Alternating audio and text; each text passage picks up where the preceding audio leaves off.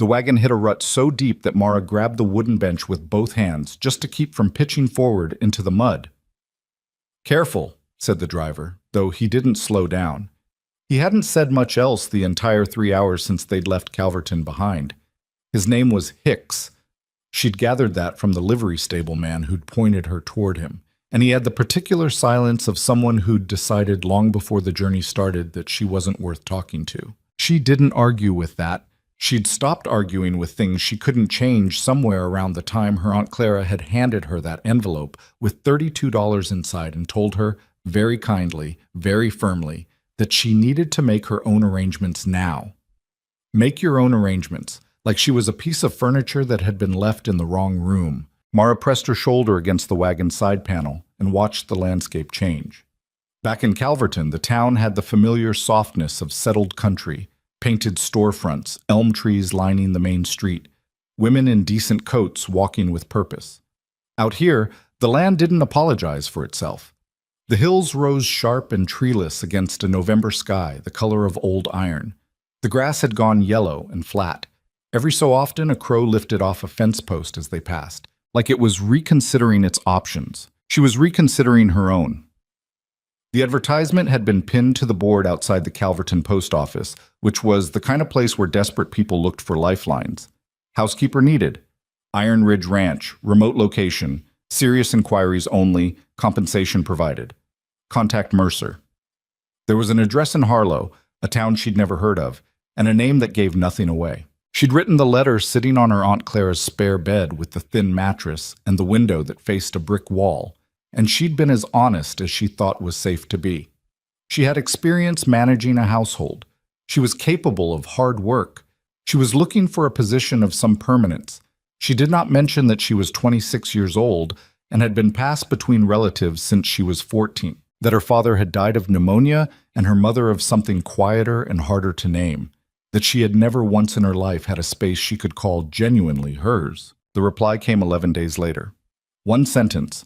Come to Harlow on the 14th and ask for the Iron Ridge wagon. No greeting, no details. Just a command, which she supposed told her something about the man who'd written it. The wagon lurched again, and Hicks muttered something under his breath. How much farther? Mara asked. About 40 minutes. He paused. If the creek ain't flooded. She chose not to ask what happened if it was. The creek wasn't flooded. It was, however, running high and fast with gray-brown water that Hicks studied for a long moment before clicking the horses forward with the practiced calm of someone who'd made peace with the possibility of drowning. Mara kept both hands on the bench and didn't breathe properly until the wheels found purchase on the far bank. Iron Ridge appeared around the next long curve, tucked against the base of a hill that had probably been significant to someone once and was now just a wall of rock and scrub. The ranch itself was larger than she'd expected, a main house, 2 outbuildings, a barn, and a corral where 3 horses stood with their backs to the wind. The house had been painted white at some point in its history. What remained was closer to gray. Hicks pulled the wagon up to the front and set the brake without ceremony. This is it, he said. Yes, Mara agreed. I can see that. She climbed down herself because he didn't offer to help and retrieved her bag from the wagon bed. It was a heavy bag for what little was in it. 2 changes of clothes, her mother's small hand mirror, a book of pressed botanical illustrations she'd carried since childhood, and the $32, which she'd sewn into the lining of her coat the night before leaving Calverton. She heard the front door before she saw it open. The man who came out was tall, taller than she'd somehow imagined from that terse letter, with dark hair gone gray at the temples, and a face that had been weathered by too much sun and too much trouble into something that read younger than it was until you got close, and then seemed much older. He wore a work shirt that had been mended at both elbows. His boots were caked with mud. He stood at the top of the 2 porch steps and looked at her the way she'd once seen a foreman look at a shipment of timber that wasn't quite the right cut, assessing. Not unkind exactly, but not warm. Miss Whitlock? He said. Yes. Silas Mercer. He didn't extend his hand. You're smaller than I expected. I'm sorry to disappoint you. Something shifted in his expression, brief and unreadable. I didn't say it was a disappointment. I said it was unexpected. He glanced at her bag. Is that all you brought? It's all I have. Another pause. He seemed to be recalculating something internally. Then he stepped back from the door. Come inside, then. It's cold. The kitchen was the warmest room, which seemed to be less by design and more because someone had left a fire going out of habit. The rest of the house was the kind of cold that settles into walls over weeks rather than hours. The deep chill of rooms that aren't used enough to stay warm. Mara stood in the kitchen doorway and took in what she could while Silas moved to the stove and poured coffee into two mismatched mugs without asking whether she wanted any. The kitchen was large and would have been functional once. A wide iron range, a long work table, shelves with enough crockery for a proper household. But there was a layer of disorder that spoke of months rather than days. Dishes waiting to be properly cleaned, a flour sack left open, a row of boots by the back door that no one had thought to line up straight. The kind of mess that accumulates when someone is surviving rather than living. He set one of the mugs on the table without ceremony and pulled out a chair across from it, sitting down. She took the seat he'd indicated. The coffee was terrible. She drank it anyway. The work isn't easy, he said, not looking at her but at the table.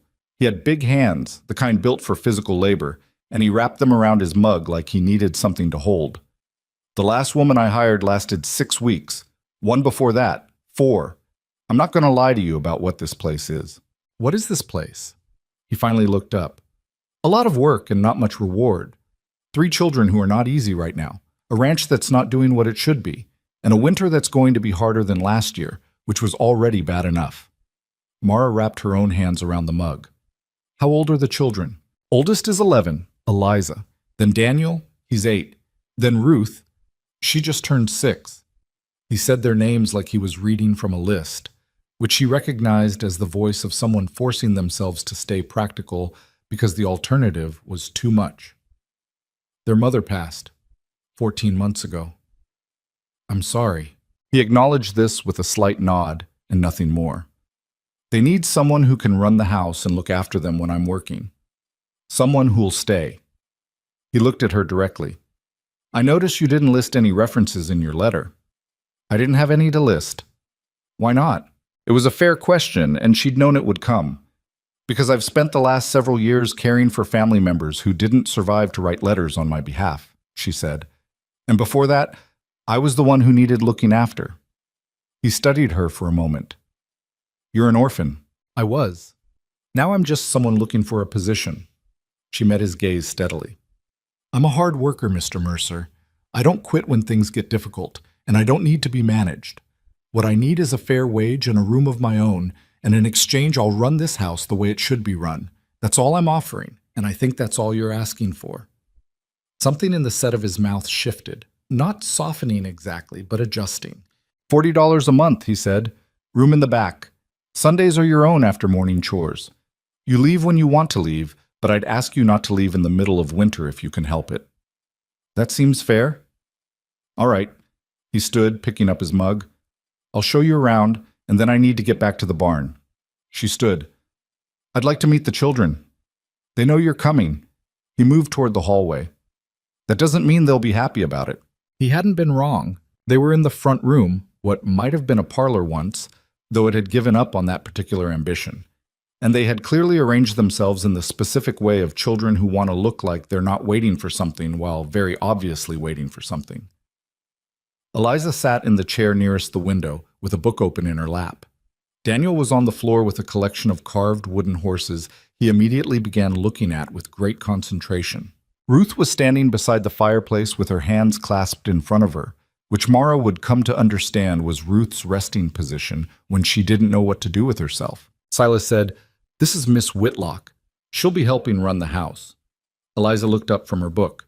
She had her father's dark hair and Mara suspected considerably more of her mother's personality. Her eyes were sharp and assessing in a way that was unsettling in an 11-year-old. Are you going to stay? She asked. I'm planning to, Mara said. Mrs. Holt didn't stay. Miss Pierce didn't stay either. Eliza, Silas said, a warning in it.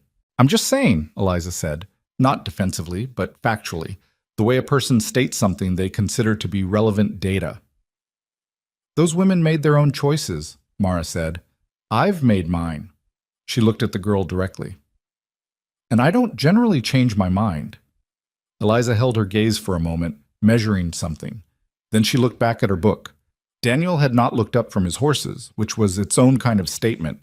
Ruth, on the other hand, had been watching Mara with eyes that were wide and dark, and reminded Mara of nothing so much as a small animal that had been frightened too recently to trust anything yet. When Mara looked at her, she didn't look away.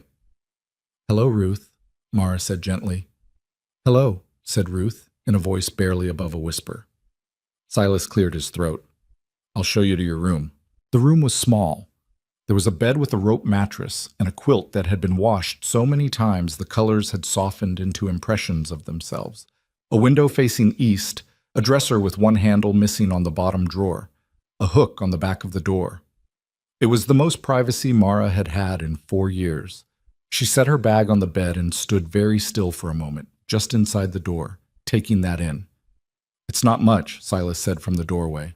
"It's fine," she said, and meant it in a way he probably didn't understand. "It's good." He seemed uncertain what to do with that. "Supper's usually at 6. I'd start with something simple tonight. There's salt pork and dried beans in the larder. Eliza knows where things are if you need help finding them." "I'll manage." He nodded. Didn't move immediately. She got the sense that he was about to say something and then thought better of it. "What is it?" she asked. "Nothing." He turned to go. "Mr. Mercer." He stopped. "I know this isn't easy, having a stranger in your house. I know it's not what you'd choose if you had better options." She paused, searching for the words that were honest without being brutal. "But I'm going to do my best by this family. All I'm asking is that you give me enough time to show you that." He looked at her for a long moment. His face was difficult to read. Not deliberately closed, she thought, just genuinely complicated. A man with too much going on behind the surface to let any of it show easily. "Fair enough," he said. He left.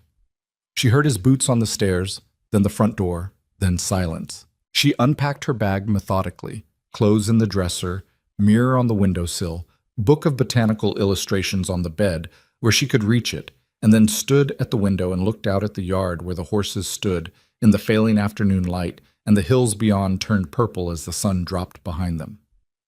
She'd been in worse places, she told herself. She tried to believe it. Supper was, objectively, not her finest hour. She found the larder well enough and the beans were where Eliza had quietly indicated. But the stove had a temperamental draft that kept reducing the heat at critical moments. And the salt pork was fattier than she'd anticipated. And by the time Silas came in from the barn and the children came to the table, what she'd been aiming for was serviceable, but what she'd produced was, honest, barely that. Silas looked at the bowl in front of him for a moment without speaking. "The stove draft," Mara said. "I'll understand it better tomorrow." "It sticks," Daniel said without looking up. It was the first thing he'd said directly to her. "You have to wedge it open with the poker or it slides shut." "Thank you," Mara said. "I'll remember that." He shrugged and pushed the beans around his bowl. Ruth ate with careful deliberateness, like someone who had been told to finish her plate often enough that finishing her plate had become a matter of principle. She kept her eyes down, but Mara noticed her glancing up every few minutes. Quick looks, immediately dropped, as if she was watching something she wasn't sure she was allowed to see.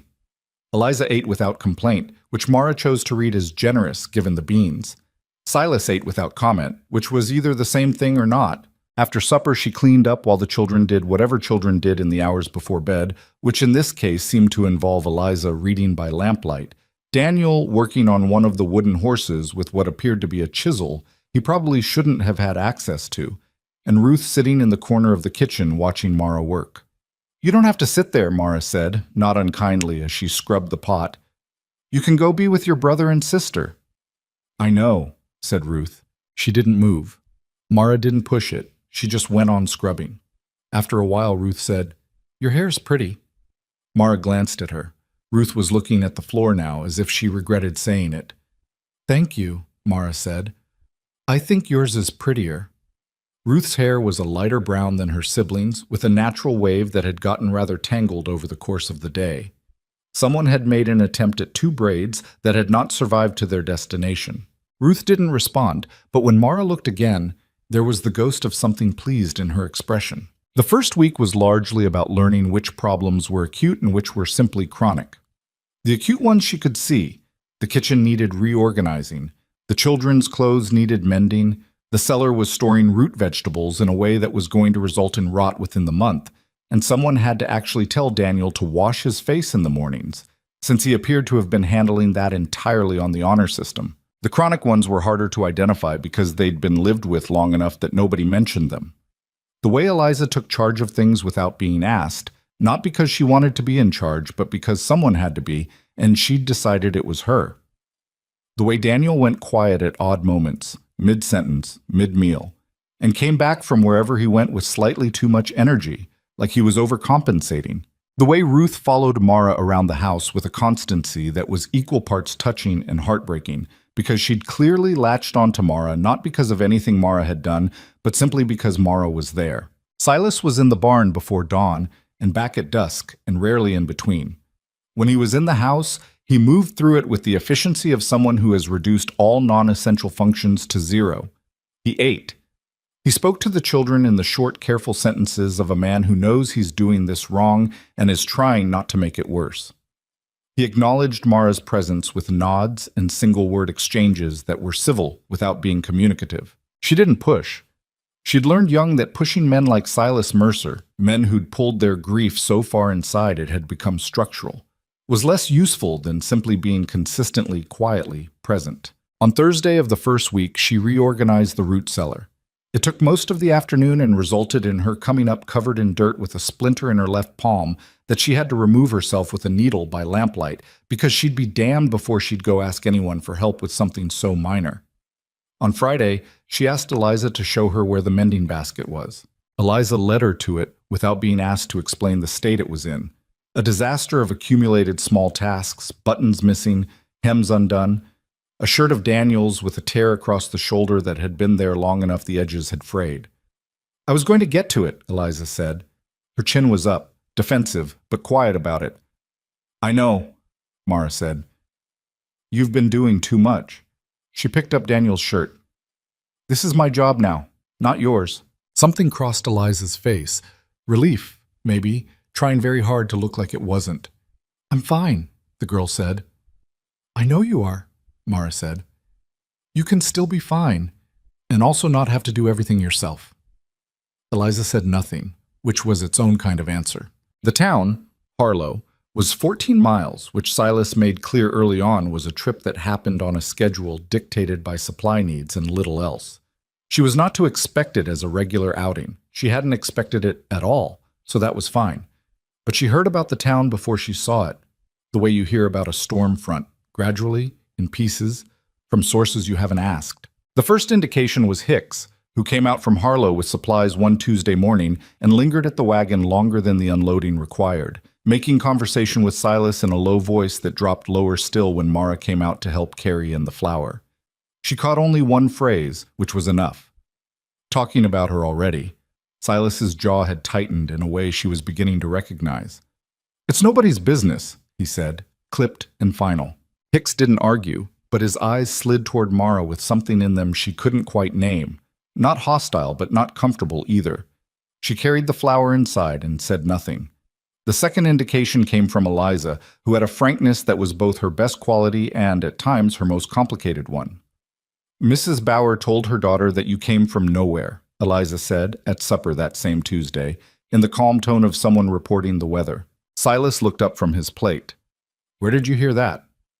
"Hicks's daughter was at the creek, and we talked." "What else did she say?" Mara asked, keeping her voice even. "That people think it's strange, a woman coming to a ranch alone." Eliza looked at her directly. "She also said people think you're after Papa's money, but Hicks's daughter said he doesn't have any money, which seems like it ends the argument." Daniel made a noise that might have been a laugh and quickly converted it into a cough. "That's enough," Silas said, though his voice had lost some of its authority. He looked at Mara, brief and unreadable. "People talk. It doesn't mean anything."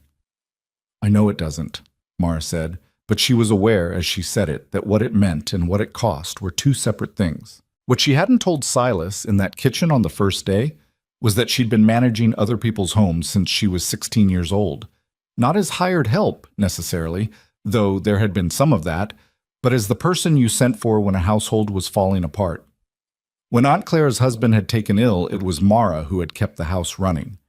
When her cousin Margaret had had the difficult birth and the difficult recovery, it was Mara who had come for 6 months and left the family functional behind her. She had a talent for seeing what a household needed, not just the surface needs, the cooking and the cleaning, but the structural needs underneath. The thing that was wrong with the foundation. At Iron Ridge, it took her 10 days to identify what that was. It was grief, of course, but grief takes different shapes in different families, and in the Mercer family it had taken the shape of silence. A silence so thorough and so practiced that it had become the family's shared language. Nobody talked about Eleanor Mercer. Nobody said her name. Her absence was maintained in the house with the same meticulous care that some families give to a presence. The empty chair at the table that nobody pushed in, the way the children's eyes moved toward the stairs, sometimes without apparent reason, Silas's habit of going still in the middle of a task as if he'd been interrupted by a thought he couldn't finish. She couldn't fix that. She knew that much. You can't hurry grief and you can't work around it. It goes on its own schedule and demands its own space. But you can, sometimes, keep the house warm enough around it that the people carrying it don't have to carry everything else at the same time. So she fixed the stove draft on day 4. She got Daniel washing his face on day 6.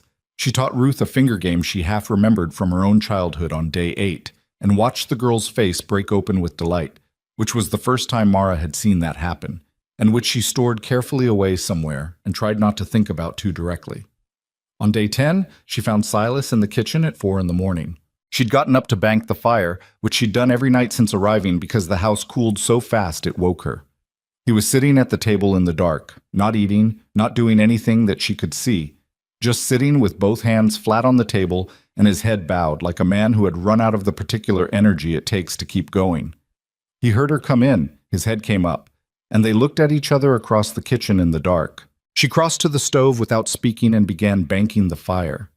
She didn't ask if he was all right, because the answer was obviously no, and asking would have made him deny it, and the denial would have cost him something he couldn't afford. She put the kettle on.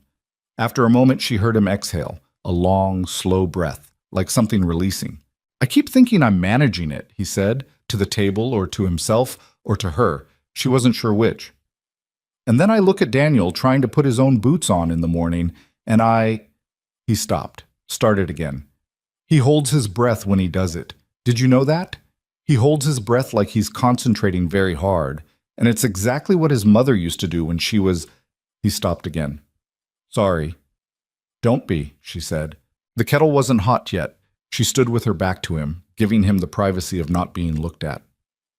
"I just need to get through the winter," he said, quietly. The voice of a man making a promise to himself out loud, maybe for the first time. "If I can get through the winter."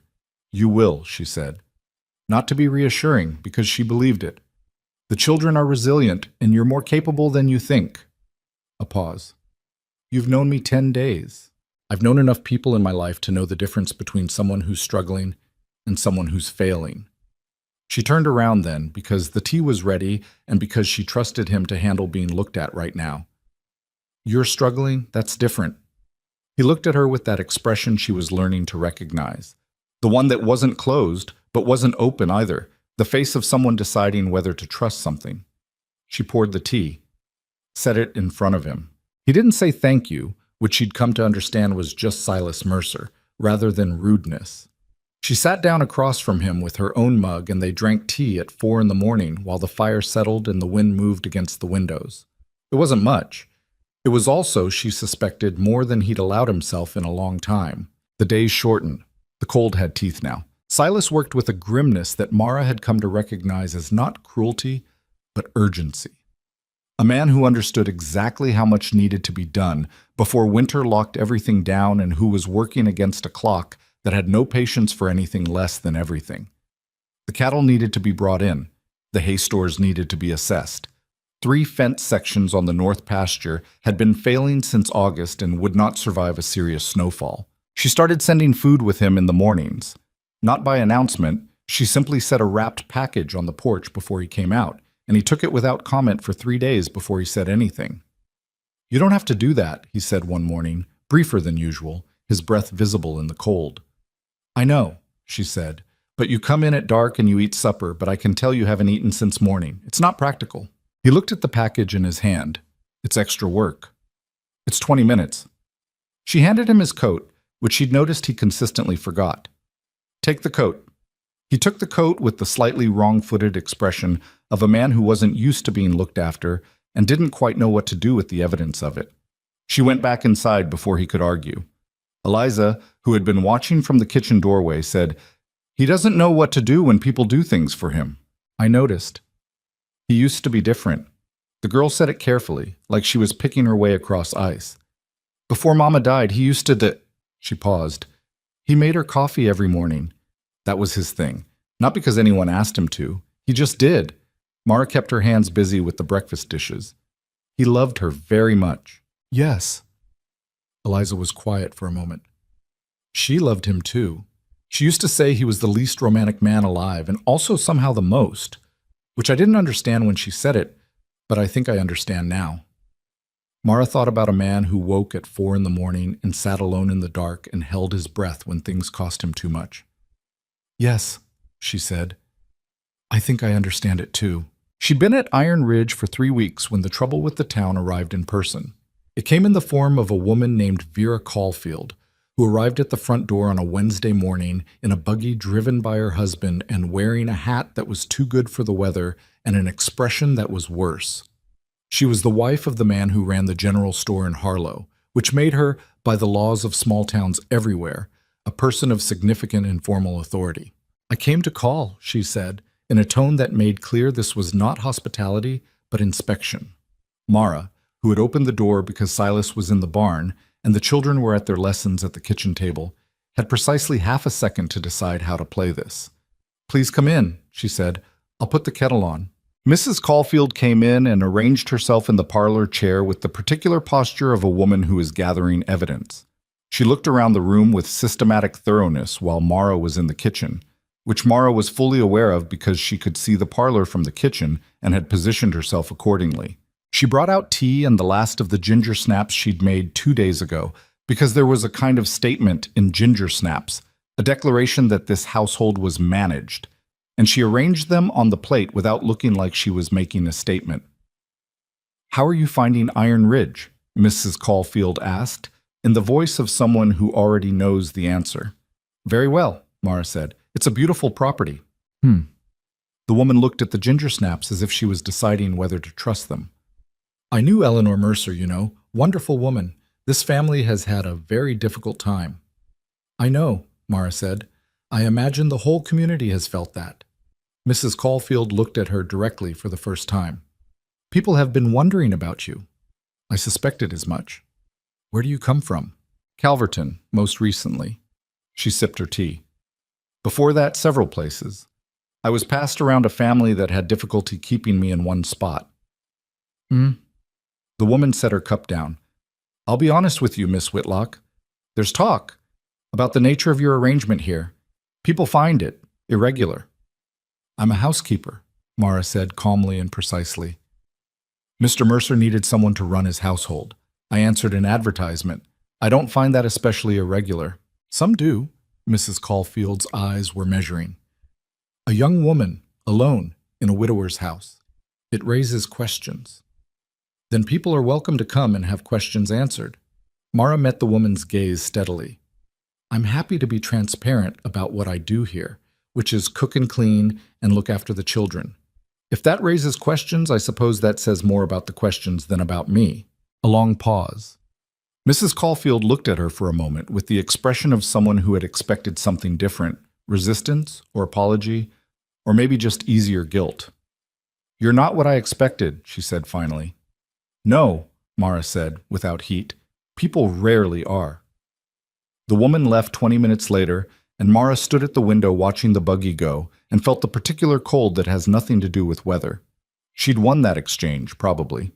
It didn't feel like winning. That night, after the children were in bed, Silas found her in the kitchen mending one of Ruth's dresses, a small tear near the hem that she'd been meaning to get to.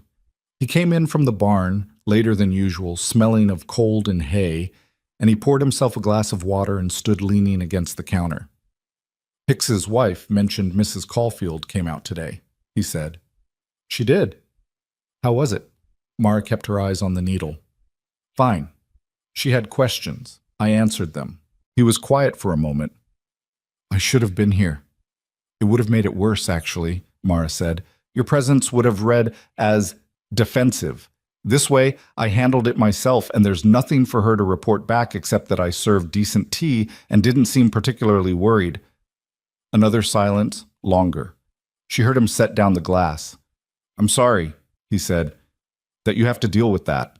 She looked up then. He was looking at her with something genuine in his expression. Not pity, but recognition, she thought. The look of someone who knows what it costs to be judged for things you can't control. I've dealt with worse, she said. That's not the point. No, she agreed. It's not. He looked at the dress in her hands. That's Ruth's. I noticed. She's been stepping on the hem. He nodded slowly. There was something happening in his expression that she couldn't read. Not a bad something, just complicated. She likes you, he said, quietly, carefully, like it mattered. She's a good girl. She stopped sleeping in Eliza's room 3 nights ago, he said. Did you know that? She started sleeping in her own bed. She hasn't done that since... He stopped, cleared his throat. Since a while. Mara kept her hand still on the mending. I'm glad. She said she wasn't scared anymore because you checked the windows, he said. I didn't know she was scared of the windows. Mara had learned, in her second week, that Ruth had a precise and specific fear of windows at night. Not of what was outside them, but of the fact that they were dark and she couldn't see through them, which she'd said very quietly one evening when Mara had asked why she was sitting so far from them.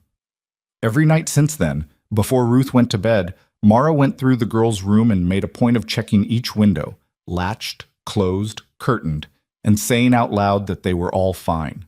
It took 4 minutes, and it cost nothing, and it had apparently given a 6-year-old her own bed back. You could do it too, Mara said. If you want. She just needs someone to check. He absorbed that. His expression shifted into something that looked, very briefly, like it hurt. I should have thought of that, he said. You're one person with a lot to carry, she said. You can't think of everything. He stood there for another moment, and then he said, Good night, Miss Whitlock, and went upstairs. She went back to the mending. The house settled around her and the wind moved outside and the fire kept burning, and for the first time since she'd arrived, Iron Ridge didn't feel like a place she was simply enduring. It felt, distantly and carefully, and not without some fear, like something she might stay in. December arrived without ceremony. One morning the ground was merely hard, and by the next afternoon it had locked itself solid beneath a skin of frost that didn't soften even when the sun came out. Which it did, briefly and without much conviction, before retreating again behind a wall of gray cloud that sat over the hills like something that had decided to stay.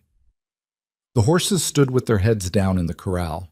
The cattle in the north pasture moved slower, bunching together for warmth in ways that made Silas's jaw tighten every time he checked them.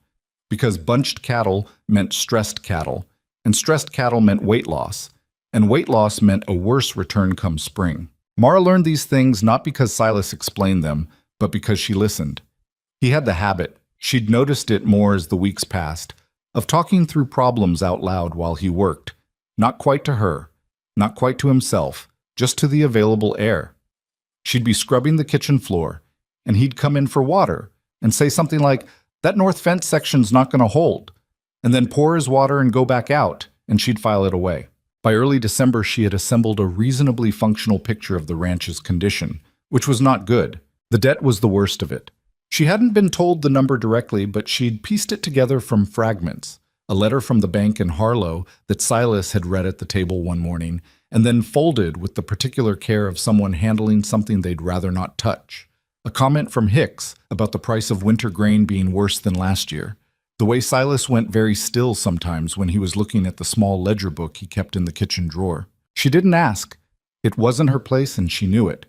But she started being more careful with the larder, stretching the salt pork further, making bean soup that was substantial enough to count as a meal, baking bread herself rather than buying it when the Harlow wagon came.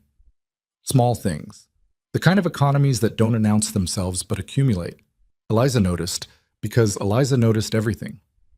You're being careful with the flour, she said one morning, in her direct way. Good bread takes less flour than bad bread, Mara said, which was true and also not entirely what she meant. Eliza gave her the look she reserved for statements that were technically accurate and strategically incomplete. I'm 11, she said. You don't have to protect me from knowing things. Mara looked at her for a moment. The girl was standing at the kitchen table with her arms crossed and her chin at that particular angle she adopted when she felt she was being managed. There was something both admirable and exhausting about Eliza Mercer. The way she had insisted at 11 years old on being treated as someone who could handle the truth. I know you're not, Mara said, setting down the bread bowl. The ranch is stretched thin right now. I'm trying to help where I can, that's the whole of it. Does Papa know you're doing that? No, and I'd ask you not to tell him. Eliza was quiet for a moment, weighing something. He doesn't like to feel like he needs help. I know that too. You're very aware of things, Eliza said, and the way she said it made it sound less like a compliment and more like an observation she hadn't decided what to do with yet. I've had to be, Mara said simply, and picked up the bread bowl again. The girl unfolded her arms. She didn't say anything else, but she also didn't leave. She pulled out a chair and sat down and started in on the arithmetic she was supposed to be doing, right there at the kitchen table, in Mara's space. Which was, Mara was learning, Eliza's way of indicating that she'd decided something was all right. She didn't show it, but she felt something ease in her chest. Just a little. The weeks in December were hard in ways she hadn't anticipated. Not the physical work, she'd expected that, and her body adapted to it with the grim practicality of someone who'd never had the luxury of being delicate. The cold was worse than she was used to, and her hands cracked at the knuckles and didn't fully heal. And there were mornings when the water in the pitcher froze overnight and she had to break it before she could wash, but none of that broke her. She'd been colder in worse places. What she hadn't anticipated was the loneliness. Not loneliness exactly. She'd been lonely before, the whole particular flavor of being in a house full of people who didn't see you. But this was different. She was seen, at Iron Ridge. Ruth watched her with those wide, careful eyes. Daniel had started talking to her more, oblique conversations about nothing in particular that were really about things he didn't know how to say directly. Eliza argued with her, which meant she respected her. Silas acknowledged her with a consistency that was more than she'd expected when she arrived. But there was something else underneath. A particular ache she recognized from a long time ago, from being 16 and managing her aunt's house and realizing that being useful to a family and belonging to one were two entirely different things. She was useful here. She was becoming necessary. Those were not the same as belonging. She knew that. She kept it filed away in the part of herself she didn't look at too directly. Daniel found her in the barn on a Thursday afternoon when she'd gone to bring Silas a message about supper. Silas wasn't there. He was out at the north fence, which had finally demanded proper attention, and Daniel was crouched in the hay beside the gray mare's stall with a small carved figure in his hands. He didn't hear her come in, and for a moment she just saw him, 8 years old and bent over his work with that breath-holding concentration that apparently ran in the family, oblivious and intent. "What are you making?" she asked, quietly enough not to startle him. He startled anyway, looked up fast, then relaxed when he saw it was her. "A horse," he said. "Can I see?" He hesitated, which was Daniel all over, the moment of calculation before he decided whether to trust something. Then he held it out. It was rough. He was 8, and he was working with a penknife and not much guidance, but the shape of it was recognizable, and more than that, it had a quality of motion to it, the sense of something not quite still. "That's good," she said genuinely. He took it back and looked at it himself. "Papa said he'd show me how to do the legs right, but he's been too busy." She heard the thing underneath that. Not reproach exactly, just the plain fact of a child who understood that his father was overwhelmed and had decided not to add to it by asking for things. "I can ask him," she said, "when there's a good moment." Daniel shrugged, which meant yes, but he didn't want to seem like it mattered too much. "His legs are the hardest part," he said, looking at the figure. "You have to get the angle right, or they look wrong. Have you tried looking at the real horse while you work on it?" He blinked. "I didn't think of that." "Come on," she said, and moved toward the mare's stall. They spent 20 minutes crouched in the hay while Daniel studied the angles of the mare's legs with a seriousness that was, honestly, touching, and carved at his figure with small, careful strokes.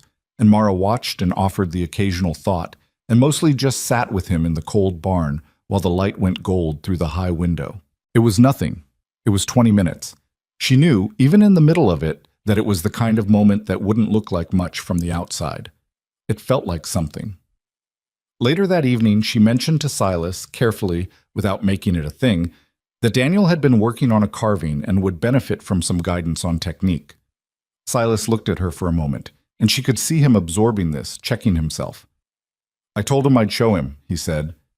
"I know." He looked at the table. "There's just been a lot."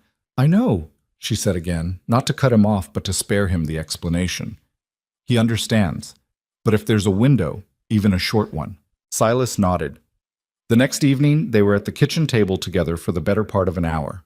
Father and son, 2 penknives, a piece of pine, and the kind of quiet conversation that happens between people who are more comfortable with their hands than with words. Mara stayed in the far end of the kitchen and didn't intrude, and pretended not to notice when Silas laughed at something Daniel said, a short, surprise sound, like he'd forgotten for a moment to hold himself carefully. Eliza noticed? Of course Eliza noticed. She caught Mara's eye across the kitchen with an expression that said, "Clearly, I see what you did there." Mara went back to the pot she was stirring. The town was another matter. Mrs. Caulfield's visit had not ended the gossip. If anything, it had given it a more specific shape. She learned about this the way she learned most things, in fragments, assembled over time. A comment from Hicks. Something Eliza reported from the creek. The way the Harlow supply wagon driver sometimes lingered a beat too long before handing over the week's goods, as if he was deciding something. The story, as best she could gather, went roughly like this. A woman had arrived from nowhere, with no references and no known history, and installed herself in a widower's house with 3 children and no chaperone and no clear explanation. And because the frontier operated on a particular economy of reputation, where what people thought of you was nearly as material as what you actually were, this was not a story that sat quietly. It moved. She had 2 choices, and she'd seen both of them play out in her life before.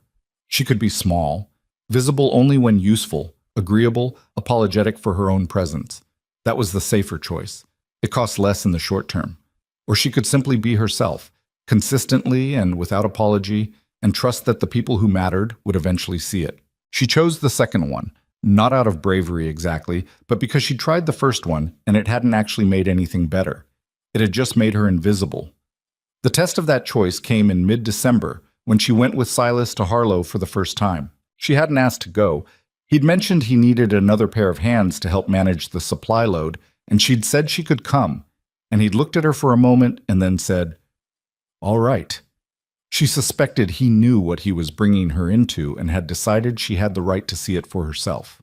Harlow was larger than she'd pictured, a proper frontier town with the bones of ambition, a main street that had more shops than it strictly needed, a church, a school, a doctor's office with a board outside. In summer it was probably cheerful. In December, with a sharp wind off the hills, it was just functional. People looked. She'd expected that. What she hadn't quite expected was the particular quality of the looking, not hostile exactly, but weighted, the way people look at something they've already formed an opinion about and are now simply confirming. At the general store, Caulfield himself served them, a stout man with a salesman's smile that didn't reach his eyes when he looked at Mara. He was polite to Silas, the specific politeness of a creditor who is also a neighbor and has to manage both relationships simultaneously. He acknowledged Mara with a nod that was just barely adequate. She'd dealt with worse. She went through the supply list with quiet efficiency and didn't look for approval, and when Caulfield tried twice to address Silas about items she was holding rather than addressing her directly, she simply answered before Silas could, pleasantly and with complete accuracy. By the 3rd time, Caulfield had given up on that particular maneuver. Outside, loading the wagon, she became aware that a woman on the opposite side of the street was watching. She was maybe 40, wearing a good coat, and she made no effort to pretend she wasn't looking. Mara met her eyes directly. The woman held the look for a moment, then turned and went into the milliner's. Silas came up beside her with a sack of grain and heaved it into the wagon. "That was Nancy Alderman," he said, without looking at her. "Her husband is on the bank committee." "All right. She's not—" He stopped. Said another sack. "She means well, probably. They all think they do." "Most people who make other people's lives difficult do think they mean well," Mara said. It doesn't change what they do, but I try to remember it. He glanced at her sideways. There was something in his expression she'd started noticing more frequently, a kind of consideration, as if he was continuously revising an assessment. "You're very calm about it," he said. "I'm not calm about it," she said. "I've just had a lot of practice keeping that in the right place." The drive back was quiet in the way that Iron Ridge drives were quiet. Not uncomfortable, just economical. They'd passed the worst of the hills before he spoke again. "I want you to know," he said, looking at the road, "that what people say in town doesn't reflect what I think." She kept her eyes on the hills. "I know that." "Do you?" "Yes," she said. "If it did, you wouldn't have brought me along today." A pause. "That's a generous reading." "It's the accurate one." He didn't respond to that, but something in his posture shifted. A fractional relaxation, the kind you produce when you've said a thing and had it received properly. The temperature had dropped by the time they reached Iron Ridge, and the children came to the door when they heard the wagon. Ruth first, as always, quick and watchful, then Daniel with his carving still in his hand, then Eliza at a more dignified pace that fooled nobody. "Did you get the red cloth?" Eliza called. "It wasn't in stock," Silas said. "Next time." Eliza's face did the thing it did when she was deciding whether to be disappointed openly. She chose not to be. "Fine," she said, and helped with the sacks. That night, after the children were in bed and the kitchen was clean and the lamps were low, Mara sat alone at the table and let herself feel, briefly and privately, the weight of the day. The looks. The particular effort of being measured in public and choosing not to flinch. The way she'd caught her own reflection in the milliner's window as they loaded the wagon, a woman in a plain coat standing in a town that had already decided what she was, and had thought, very clearly, "I know more about myself than any of you do. That's going to have to be enough." It was going to have to be enough. She believed that. She just didn't feel it yet. She went to bed and lay in the dark listening to the wind pick up against the east wall, and the rope mattress held her, and the quilt with its faded colors was warm enough, and she thought about Ruth sleeping in her own bed now with the windows checked and the curtains drawn. She thought about Daniel's carved horse with its better legs. She thought about Eliza sitting at the kitchen table doing arithmetic in her space without asking permission. Small things. Small things that were not small if you'd gone long enough without them. She let herself feel that too. Christmas came to Iron Ridge the way it came everywhere on the frontier, practically and with minimal ceremony. Because there were animals to feed and work to do, and the holiday was a fact of the calendar rather than a pause in the rhythm of survival. Silas brought in a pine bough and set it in the parlor without comment. Mara made a fruitcake that was, by her own assessment, about 80% as good as it should have been because the dried fruit was not what she'd wanted. Ruth declared it the best thing she'd ever eaten, which was either love or diplomacy, and Mara appreciated it either way. She'd made gifts. Not purchased ones, that wasn't possible, but made. For Ruth, a cloth doll with button eyes, sewn from an old shirt that had been too worn to mend. For Daniel, a small book she'd assembled herself from paper and twine. Blank pages for sketching the things he carved or observed.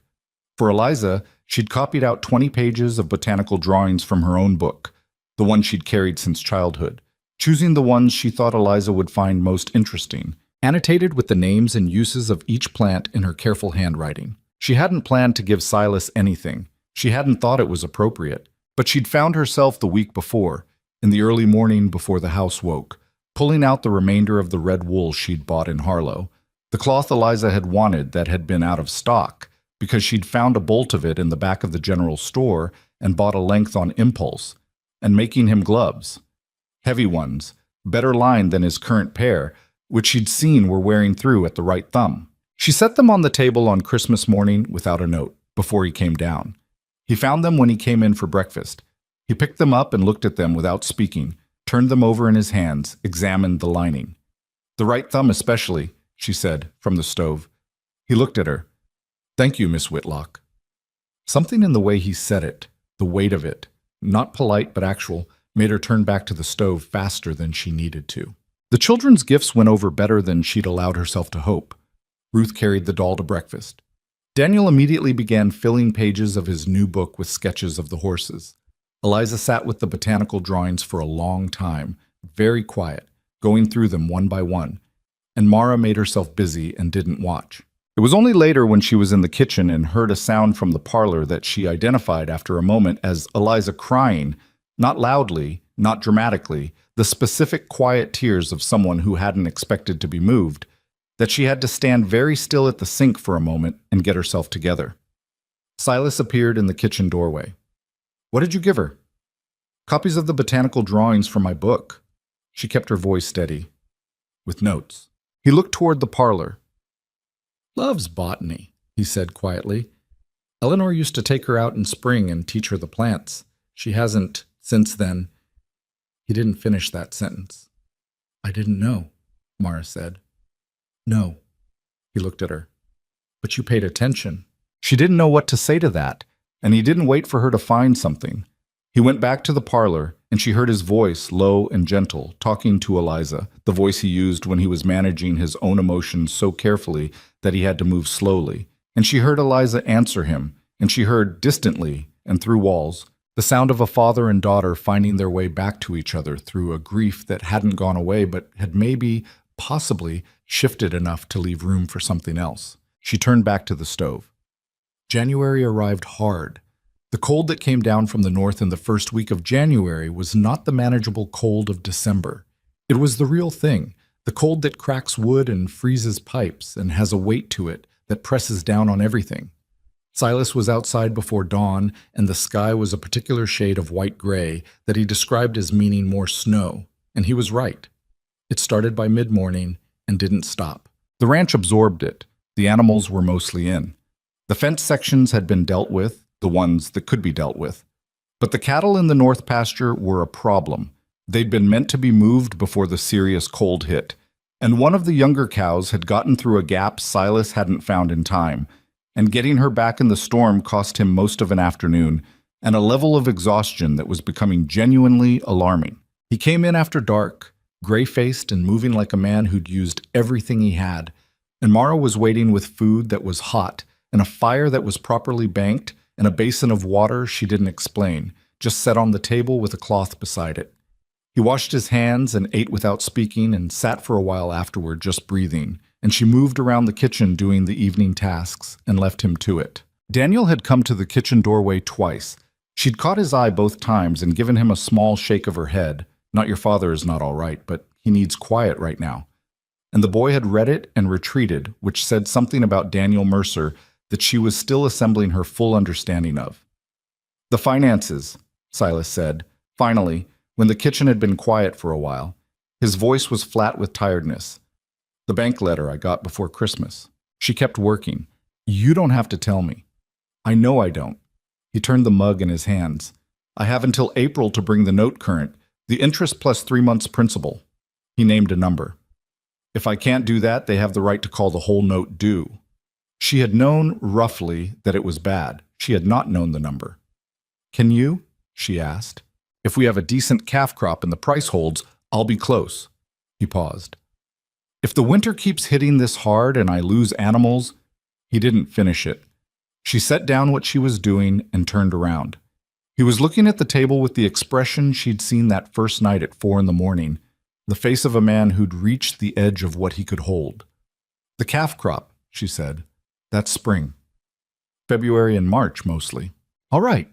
She sat down across from him, which she didn't usually do at this hour, but this seemed like a moment that called for it.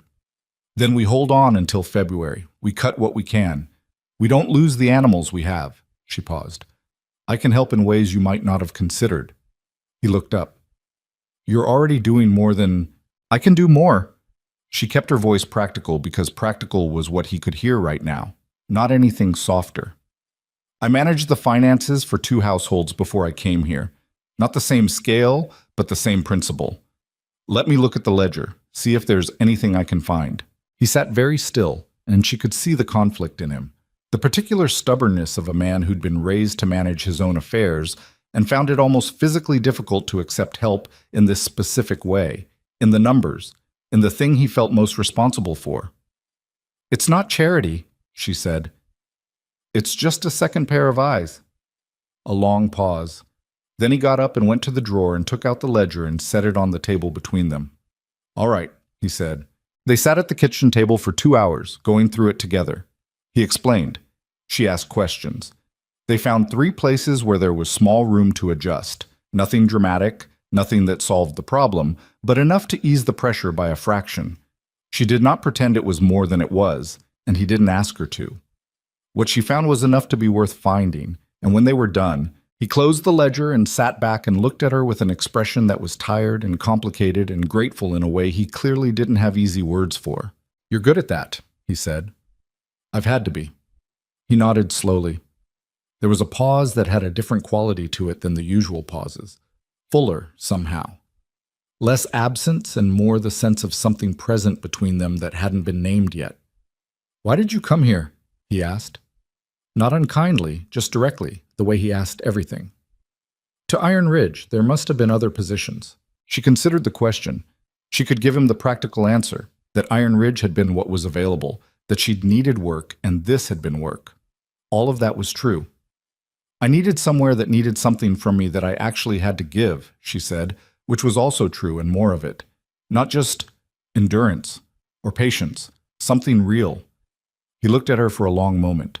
"And is it?" She thought of Ruth and the windows, Daniel and the carved horse, Eliza and the botanical drawings, the ledger open between them. "Yes," she said. "It is."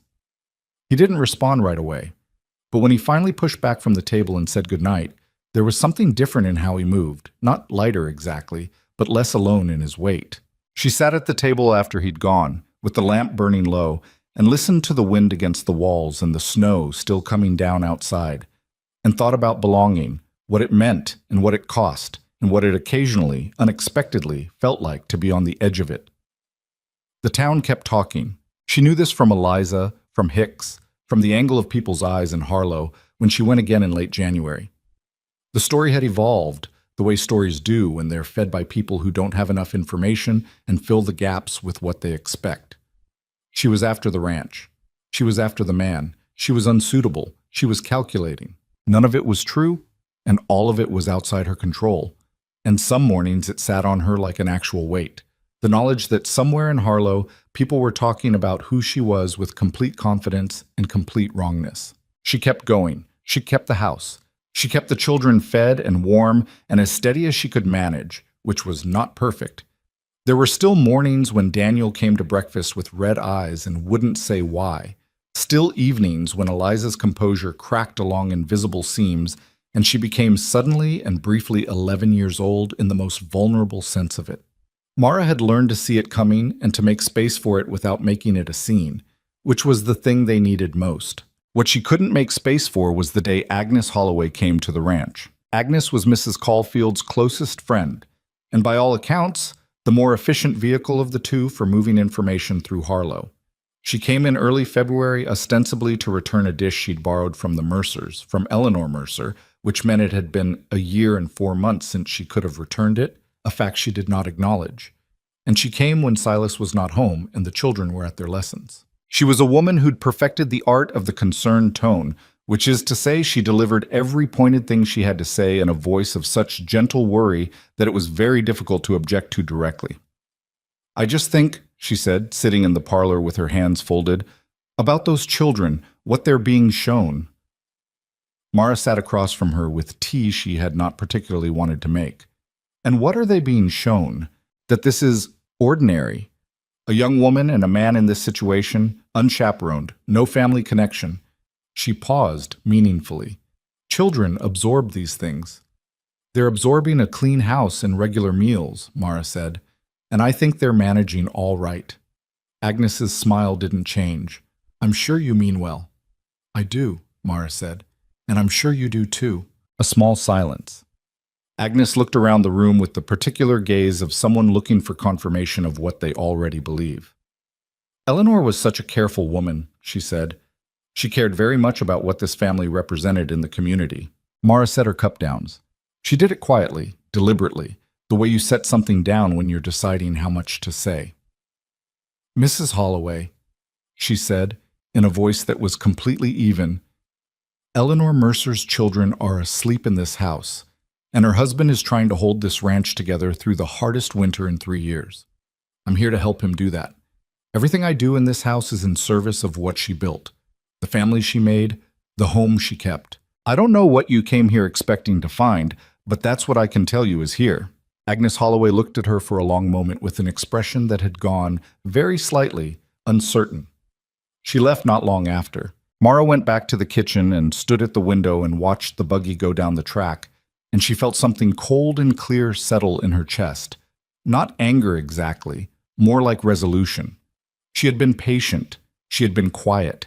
She had absorbed the looks and the words and the weight of being talked about, and she would keep absorbing it because it was not the point. It was not what mattered. What mattered was the house behind her and the children in it, and the man who was somewhere out in the cold working to keep it all from collapsing. That was the whole of it. She turned back to the kitchen. The bread needed turning. She turned it. The bread she turned that afternoon came out right, which was something. Small victories were the only kind February offered. The calf crop started in the second week of the month, and for a while it seemed like the answer to the ledger problem might actually arrive on schedule. Silas was in the barn at all hours, sleeping there some nights, coming in only to eat and occasionally to wash. And the numbers were moving in the right direction. 4 calves in the first week, healthy ones. 3 more the following Monday. He came to supper on Tuesday of that week looking like a man who had not slept properly in 6 days, which was accurate, but there was something in his eyes that hadn't been there in January. Not optimism exactly, more like the specific alertness of someone who can see the thing they've been fighting toward and has decided it's worth the last of what they have. 7 so far, he told the table, not to anyone in particular. 7, Daniel repeated with the gravity of someone who understood what that meant without fully understanding what that meant. We need 14 to make the spring number work, Silas said. Could still get there. Eliza looked up from her plate. And if we do? Then we make the bank payment. Then we have a conversation with them about restructuring the rest. He said it in the careful voice of a man reporting facts rather than allowing himself to hope, because hope in this particular context felt like a thing that could be broken. Mara set the bread basket on the table and sat down and said nothing, because there was nothing useful to add, and sometimes the right thing was just to be present in the room while someone else worked through what was real. Ruth, who had been listening with wide eyes and the appearance of someone who understood about half of what was being said, reached across the table and patted her father's hand with the solemnity of a 6-year-old who has decided to offer comfort without knowing exactly what comfort looks like. Silas looked at his daughter's small hand on his, and something in his face shifted in the way it only shifted for Ruth, the place where the exhaustion gave way, briefly, to something unguarded. "Thank you, Bug," he said quietly. Ruth withdrew her hand and went back to her supper looking satisfied. Those good days lasted exactly 11 days. On a Thursday morning in the 3rd week of February, she woke to the sound of wind so violent that it had worked its way through the gap at the east window she'd been meaning to pack with rags. And the cold in the room was a different kind of cold than usual, the active, attacking kind, the kind that finds you even under blankets. She dressed fast, moving with the quick efficiency she'd developed in rooms where temperature was never guaranteed, and got the kitchen fire going before the children came down. Silas was already gone. She hadn't heard him leave, which meant he'd been up before 4, which meant something was wrong in the barn. She got the children their breakfast and kept her voice easy and her movements normal, because Eliza was watching her the way she always watched when she was trying to determine whether to be afraid, and Mara had learned that Eliza took her cues from whoever was steadiest in the room. Daniel ate with one eye on the window. "It's going to be bad today," he said. "Probably," Mara agreed. "Papa was out early." "He was. Is the herd okay?" "I'm sure he's handling it." She set more bread on the table. "Eat." He ate, but his jaw had the set to it that she recognized as the Mercer version of worry, which was to go very quiet and very controlled, and she filed that away. The storm that came down that day was the kind that the frontier generates once or twice a winter to remind everyone what it's actually capable of. A deep, cold system out of the northwest that dropped the temperature 15 degrees in 4 hours and brought snow horizontally. The barn was 40 feet from the back door, and by noon you could barely see it. Silas came in twice. Once for rope, once for the emergency grain store that was kept in the mudroom, and both times he was moving with the controlled urgency of a man managing a crisis at a specific and contained distance from panic. She kept the kitchen running, food ready, water hot, fire solid. It was late afternoon, the light going gray-white outside the windows, when she heard it. Not the storm. She'd been hearing the storm for hours. This was something inside the house, a sound from upstairs that her body identified before her mind did, the particular high note of a child in distress. She was up the stairs before she'd made a conscious decision to go. Daniel was in the hallway outside his room, and the expression on his face was the one she'd never seen before on him. Not his careful quiet, not his working through its silence, but something stripped and open and very young. "Something's wrong with Ruth," he said. "She was fine at supper, and then she wasn't, and she can't stop shaking." Ruth was in her bed. She was conscious, her eyes were open, but they were too bright, the brightness that has nothing to do with alertness and everything to do with fever. And she was shaking in a way that was not cold but the body's own emergency response. And when Mara put her hand to the girl's forehead, she pulled it back with the particular controlled calm of someone who has just confirmed something serious. The fever was high, high enough that Mara's stomach dropped once, hard, and then she locked that down and started moving. "Daniel," she said, her voice even. "Go get Eliza and bring her here, then go to the barn and get your father. Don't run in the storm. Keep the rope line if he's put one up. Go slow. Can you do that?" "Yes," he said, already moving. She went to the washroom for the basin and the clean cloth she'd restocked last week, one of those small preparatory things she'd done without knowing it mattered. And she came back to Ruth and started cooling the fever with damp cloths the way she'd learned in her aunt's house when a child who'd recovered was not the thing you assumed but the thing you worked toward. "Mara," Ruth said in a voice that was thin and too small. "I'm here," she said. "I'm right here. You're going to be okay." She said it with complete steadiness and did not let herself think about whether it was certain, because certainty was not available and the child did not need her uncertainty. The child needed her presence and her hands and the cool cloth and the sound of her voice. Eliza appeared in the doorway. She took in the scene and went white, and for a moment she was not the composed, managing 11-year-old, but just a girl looking at her sick little sister, and the fear on her face was very naked. "Eliza," Mara said, "come here and hold her hand, talk to her, tell her about the calves, whatever you know. She likes hearing about them." Eliza came. She sat on the edge of the bed and took Ruth's hand and started talking, low, steady, about the calves, about the gray one with the uneven patch, about spring. And Mara moved around her, doing what she was doing, and the room held. Silas came up the stairs 4 minutes later. She heard him before she saw him, his boots on the stairs, fast, the specific weight of someone who's been told something and is running toward it with all the fear he hasn't had time to process. He came through the doorway and stopped when he saw Ruth, and the look on his face was the most unguarded she had ever seen him, stripped of everything, every wall and every managed surface. Just raw fear, undisguised. "How bad?" he said to Mara. Direct, clipped, the voice of someone who needs information and has no room for anything else. "Fever's high," she said. "Started fast. No other symptoms I can see yet." She kept her voice clinical, not to be cold, but because clinical was what he could use right now. "I need you to think. Is there a doctor in Harlow? Harlow is 14 miles in this storm." His jaw was set. "Calloway? There's a man named Calloway. He came last spring when Daniel had the ear infection. He's 3 miles, not 14. Can you get there?" He was already calculating it. She could see him doing it, the math of storm and distance and what was at stake. With the big roan, keeping to the tree line, "Then go," she said. "I'll stay with her." He looked at her. In that moment, with Ruth's breathing audible between them and the storm against the windows and Eliza's voice still going low and steady about the gray calf. In that moment, something passed between them that was not a conversation, but was clearer than most conversations. She saw him see her, not the housekeeper, not the woman the town had decided about, not the stranger who'd arrived with one bag in November, but whatever she actually was, which was the person standing between his daughter and what he feared most. He looked at Ruth. He put his hand to her face, gentle, the way he was only with the children, and said something too quiet for Mara to hear. Then he stood and looked at Mara again. "Keep the fever down," he said. "I know," she said. If it gets worse." "Go," she said. "I have her."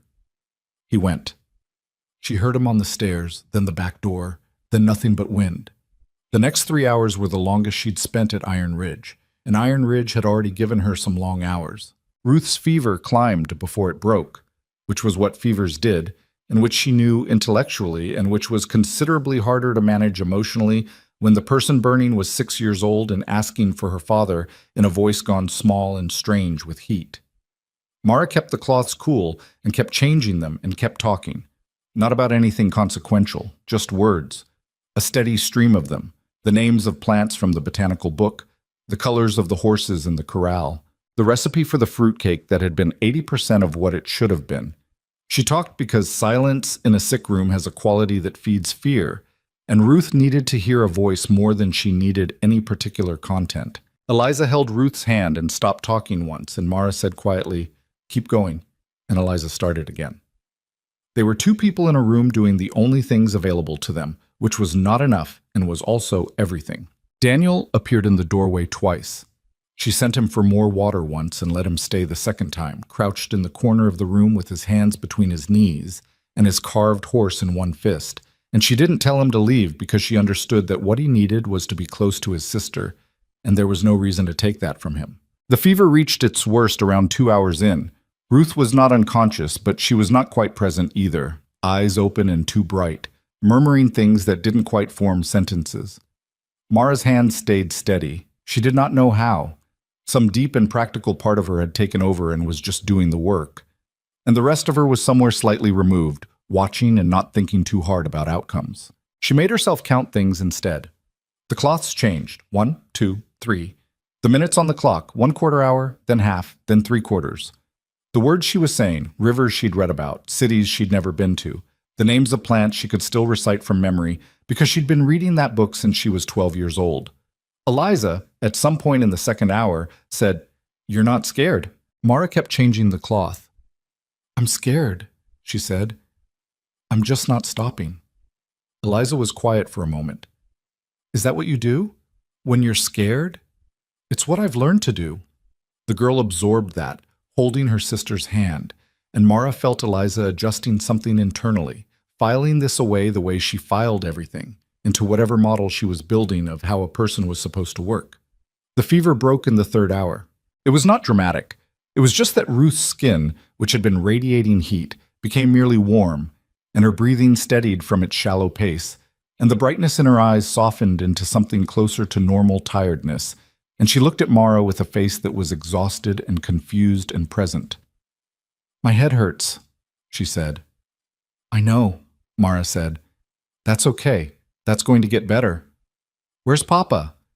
"He went to get the doctor. He'll be back soon." Ruth's eyes drifted toward the window where the storm was still loud and still going. "It's very bad outside," she said. "It is," Mara agreed. "Your Papa knows how to handle it." "He holds his breath," Ruth said, with the dreamy incoherence of someone still partly in fever. "When he's scared. Like Daniel." "I know," Mara said softly. Ruth closed her eyes. Mara kept the cloth on her forehead and sat very still and let herself breathe out slowly. Eliza made a sound, one sharp, quiet sound, bitten off immediately, and Mara reached across without looking and put her hand briefly over the girl's. Eliza gripped it hard for 2 seconds, and then let go. "She's going to be okay," Eliza said, not asking, deciding. "She's going to be okay," Mara agreed. Daniel unfolded himself from the corner and came to the foot of the bed, and looked at his sister for a long moment with an expression of such uncomplicated relief that Mara had to look away. "She looks better," he said. "She does." "I'm hungry," he said, because he was 8 years old and the crisis had passed and his body had moved on to the next concern. She almost laughed. It came out as something softer. "There's bread in the kitchen. Don't touch the stew. It's for when your father gets back." He went. Eliza stayed, still holding Ruth's hand, and Mara stayed too, and the room was quiet except for Ruth's steadier breathing and the storm pressing against the windows, and the fire she'd banked an hour ago still doing its work. Silas came back with Calloway just before 9 o'clock at night. Calloway was a compact, unhurried man in his 50s who examined Ruth with the thoroughness of someone who'd seen enough to know that thoroughness was the only real insurance available. He asked Mara what she'd done, and she told him, and he listened and nodded and said, "You did right," in the tone of someone who doesn't offer that lightly. Fever broke on its own? He asked. About 2 hours ago. And she's been responsive since? Yes, tired, but present. He looked at Ruth, who was asleep now, genuinely asleep rather than fever unconscious, which was a distinction that mattered enormously. Viral, I think. Not the lungs. That's the worry with these fast fevers in children. I want to check back in 2 days, but if she keeps improving through tomorrow, she'll be all right. He looked at Mara directly. You kept the fever from going higher. That was the critical thing. She nodded. She didn't trust her voice right at that moment. Calloway packed his bag and went downstairs with Silas, and she heard their voices low in the kitchen, and she sat in Ruth's room in the chair she'd pulled close to the bed and looked at the girl sleeping and felt, for the first time since she'd come up those stairs, the full weight of the last several hours arriving all at once. Her hands were shaking. She noticed that distantly, looking at them. They'd been steady for 3 hours, and now they were shaking, which was apparently the order her body had decided to do things in. She pressed them together in her lap and breathed. She heard Calloway leave. She heard Silas on the stairs. He came into the room quietly, the way you move in a room where someone is sleeping. He looked at Ruth for a long moment, his daughter, breathing normally, her face relaxed, the crisis on the far side of her now, and the expression on his face was something she felt she shouldn't be watching, but couldn't help it. It was too open, too much of him in it. He pulled his gaze away and looked at Mara and saw her hands. He crossed the room and sat in the chair beside hers and reached over and put both his hands around hers, the way you'd hold something you needed to stop from shaking. His hands were cold from outside and still very large, and he held hers without any preamble, without asking, without saying anything at all. She should have pulled away. She knew that. There was a long list of very practical reasons why. She didn't pull away. She's okay, Mara said. Her voice came out steadier than she expected. I know. He was looking at his daughter. Calloway told me. The fever broke before you got back. I should tell you more of what I did in case... In a minute, he said quietly. Just in a minute. She stopped talking. They sat in the chair side by side in Ruth's room with the lamp burning low and the storm still going outside, though quieter now, the worst of it passing, and his hands around hers still, steadying something in both of them. After a while, Ruth made a small sound in her sleep. Not distress, just the sound of someone sleeping deeply. And they both looked at her. And then Silas exhaled a long, slow breath that seemed to go all the way to his bones. She asked for me, Mara said quietly, while the fever was high. I know, Eliza told me. He paused. She also said you didn't stop the whole time. There wasn't a reason to stop. Mara. He said her name, her actual name, not Miss Whitlock, the first time she realized he had ever said it, and there was something in it she couldn't entirely process. He turned his head and looked at her directly. I don't have the words for this. You don't need to have them, she said. I do, actually. He seemed to be choosing carefully, the way he did everything, deliberate, not given to waste. I've been watching you in this house for 3 months. I know that it's been hard, what people say. I know I've been... He stopped, tried again. I'm not easy to be around, I know that. You're not so bad, she said, which was honest if incomplete. Something moved at the edge of his mouth. Not quite a smile. I owe you more than I can... He stopped again. Eleanor used to say I was better at doing things than saying them. She wasn't wrong. I know, Mara said. I've noticed. He looked at her for a moment longer, and she saw it happen. The thing she'd been watching happen incrementally for 3 months. The slow erosion of whatever he'd built between himself and the world since Eleanor died. And the beginning of something tentative and unannounced in its place. He didn't say anything else. He didn't need to. She understood him well enough by now to know that him sitting there at all was the thing. That him saying her name was the thing. That him holding her hand still in his was more than she'd expected to receive from this man, and more than she'd known she needed until right now. They stayed until they were both sure Ruth was truly settled, and then they went downstairs separately, as was right. And he made coffee because apparently that was what he did when he didn't know what else to do. And she sat at the kitchen table and drank it even though it was late. And they didn't talk very much, but the silence was different than it had been. Eliza and Daniel had both fallen asleep on the parlor floor at some point during the wait, which Mara discovered when she went to check. Daniel had the carved horse still in his fist. Eliza had apparently been reading and fallen asleep mid-page. She stood in the doorway looking at them for a moment. Silas appeared behind her. She felt rather than heard him stop. "Don't wake them," she said softly. "No," he agreed. She got blankets, and they covered the children without waking them, each taking a side, moving quietly around each other in the small space with the practiced ease of people who have learned how to share a house. Silas tucked the blanket around Eliza's shoulders, with a carefulness so private it was almost painful to see, and Daniel shifted without waking and muttered something unintelligible that might have been a word or might have just been sleep. They straightened up on opposite sides of the room and looked at the children for a moment, and neither of them spoke. There was nothing that needed saying, but there was also something there, in the room, in the space between them.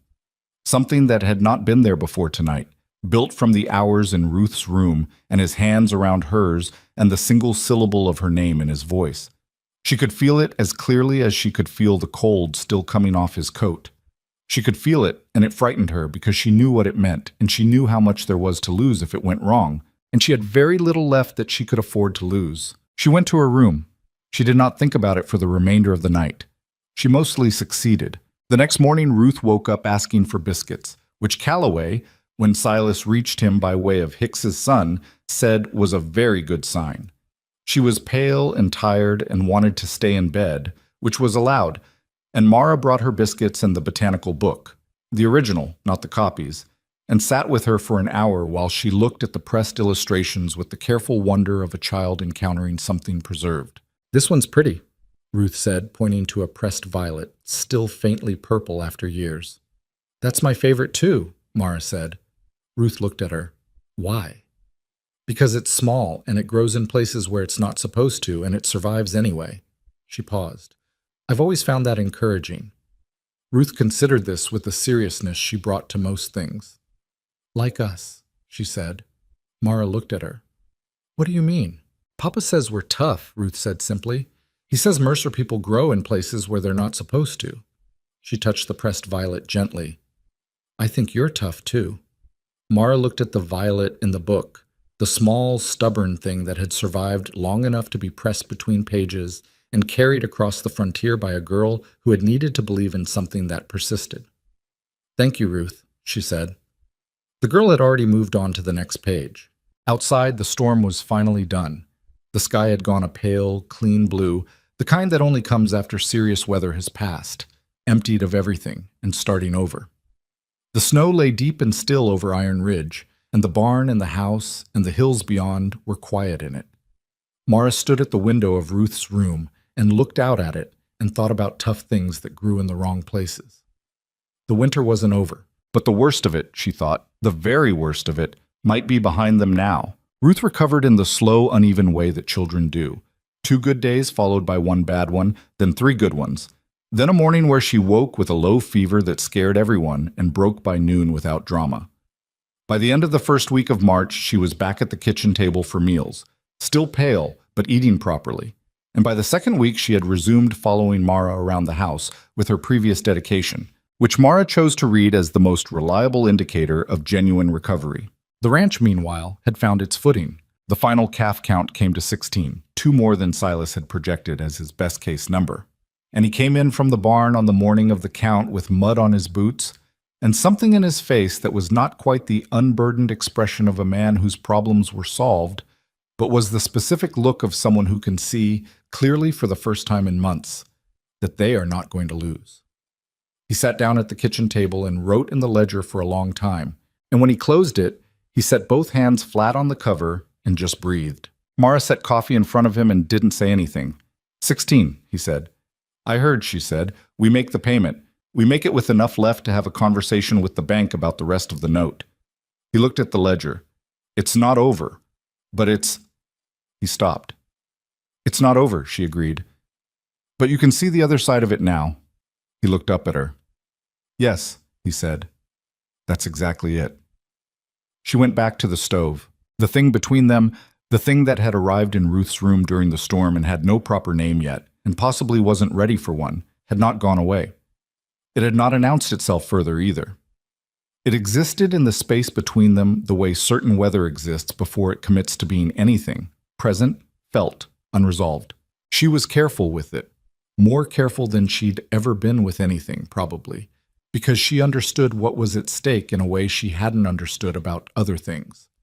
If she was wrong about what she thought she'd seen in him, if she'd mistaken exhaustion and gratitude for something deeper, then she would have to leave, and leaving Iron Ridge now would cost her something she wasn't sure she'd recover from quickly. So she kept her distance, and she kept her hands busy, and she kept her heart in the place she'd learned to keep it, which was somewhere behind practicality, behind the work, behind the daily business of the house that needed running. It was Eliza who complicated this strategy, because Eliza had apparently decided, quietly, unilaterally, with the particular conviction of an 11-year-old who has made up her mind, that patience was a virtue that had been given sufficient time.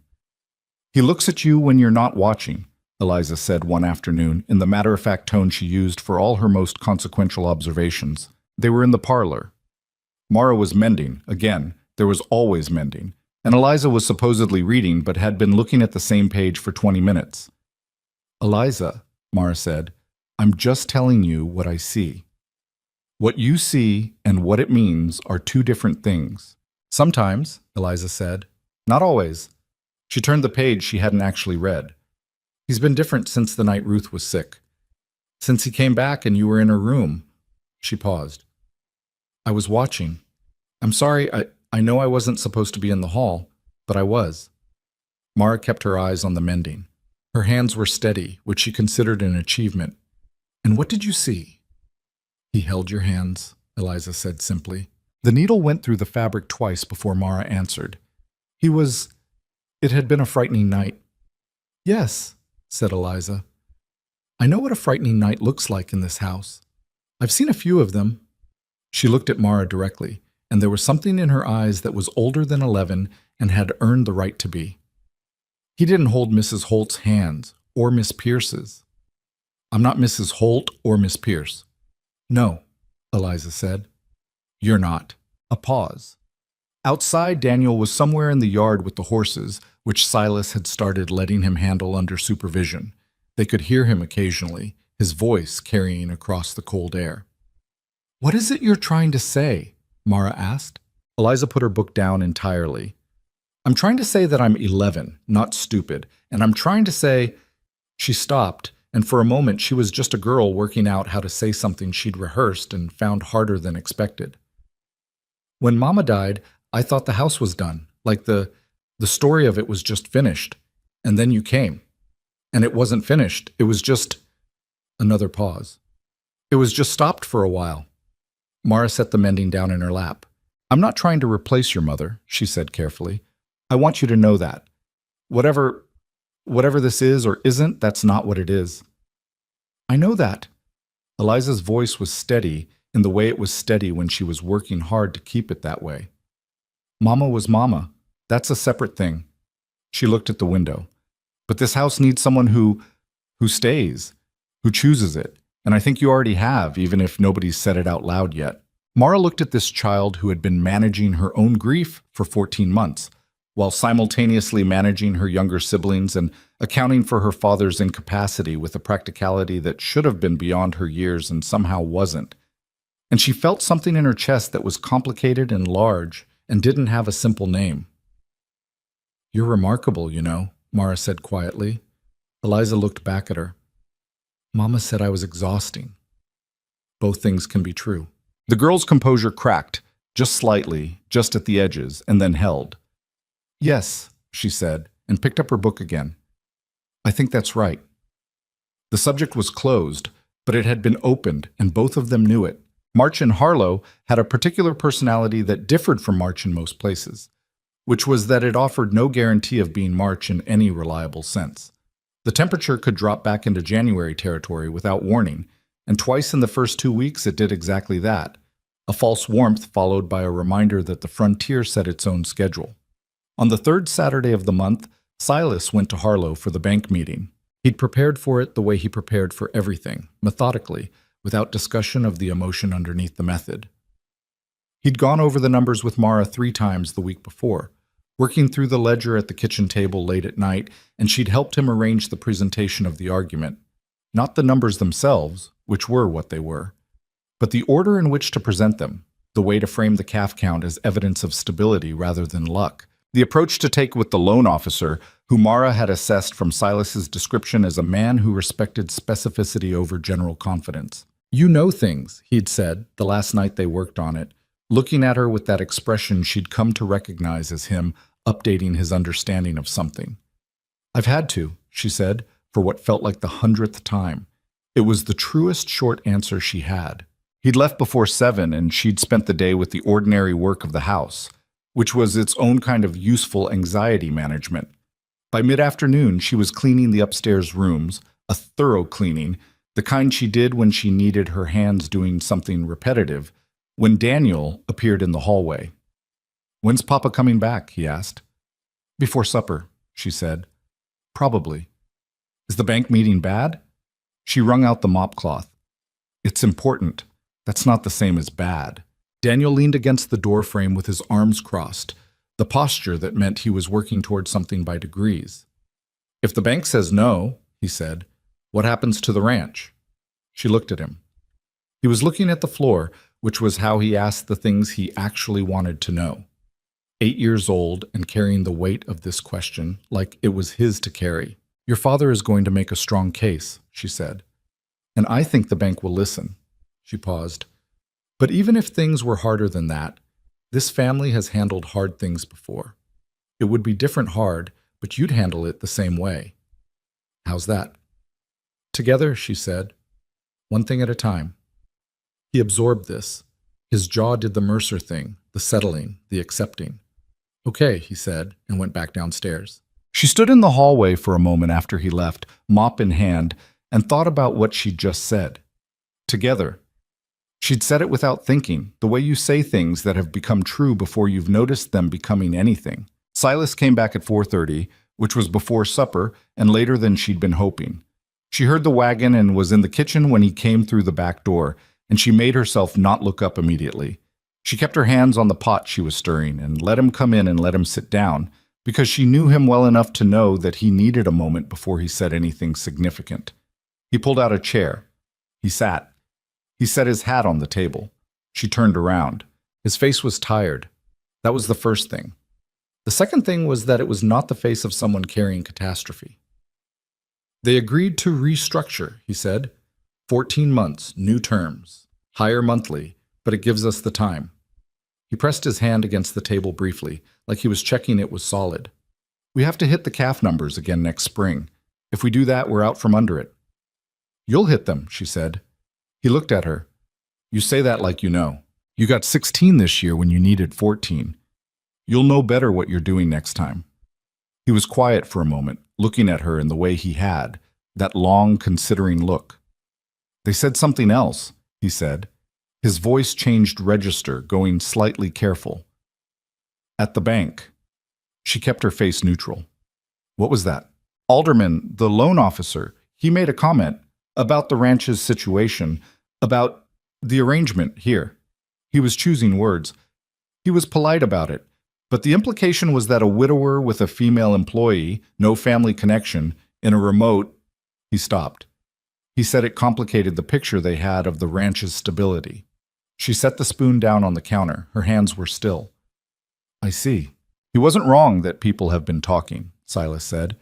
"He was wrong that it matters, but he wasn't wrong that it exists." "What are you saying?" she asked. She kept her voice even. She was very good at keeping her voice even when she was afraid. He looked at her for a long time. "I'm saying that it occurred to me on the drive back that there's a simple solution to the problem of what people are saying." He paused. "And I've been sitting with that for 4 hours now." The kitchen was very quiet. "Silas," she said carefully, "I'm not asking out of practicality," he said, and his voice had changed again. It had lost its management, the careful assembly. It was just him, talking. I need you to understand that. This isn't about the bank or what Alderman said or what the town thinks." He looked at her with an expression that was, for this man, this particular man who had spent 14 months holding everything inside very carefully, extraordinarily open. I'm asking because you held my daughter's hands for 3 hours in a February storm while I was out in it, and you didn't stop. And when I came back, you were the one thing in that room that I... He stopped, tried again. Because you've been in this house for 4 months, and every single time I've come in from the barn, the house has been... It's been a house. Not a place I'm surviving. A house. Another stop. I'm not saying this right. You're saying it fine, she said quietly. I should have... He pushed back from the table slightly, an involuntary movement, like the emotion was taking up physical space and he needed room for it. I don't want you to leave. That's the center of it. I haven't wanted you to leave since January, maybe before. And I know it's more complicated than a question, and you have every right to say no, and I won't. It won't change anything. Your position here, that's not... Silas, she said. He stopped. She looked at him across the kitchen, this man who was terrible at talking about things that mattered and had been trying to say this anyway, who had just spent 4 hours in a wagon working up to something that clearly cost him a great deal, who made coffee when he didn't know what else to do and held her hands when she was shaking and said her name once in a sick room and had been saying it ever since in every other way except out loud. Ask me properly, she said. Her voice was steady. Her heart was not. He looked at her for a moment. Then he stood up from the table and crossed the kitchen and stood in front of her, close, closer than they'd been except for the night in Ruth's room, and he looked at her the way he'd looked at her then. No walls, no management, just him. Mara, he said, will you marry me? It wasn't a smooth question. It came out slightly wrong at the end, the cadence off, the way things come out when you've planned them and then abandoned the plan and just said the actual words. She loved that about it. She loved that he hadn't managed it into something polished. Yes, she said. I will. He exhaled, one long, slow breath, and put his hand to her face, the way he'd touched Ruth's during the fever, with that same extraordinary gentleness. His palm was rough from the work and warm despite the cold he'd come in from, and she pressed her face briefly against it and closed her eyes. They stayed like that for a moment. Just a moment. Then the back door opened and Daniel came in with his boots muddy and said, Is supper ready? I'm starving, and stopped dead when he saw them. The 3 seconds that followed were, Mara thought, among the more comedic of her recent memory. Daniel stared. Mara stepped back.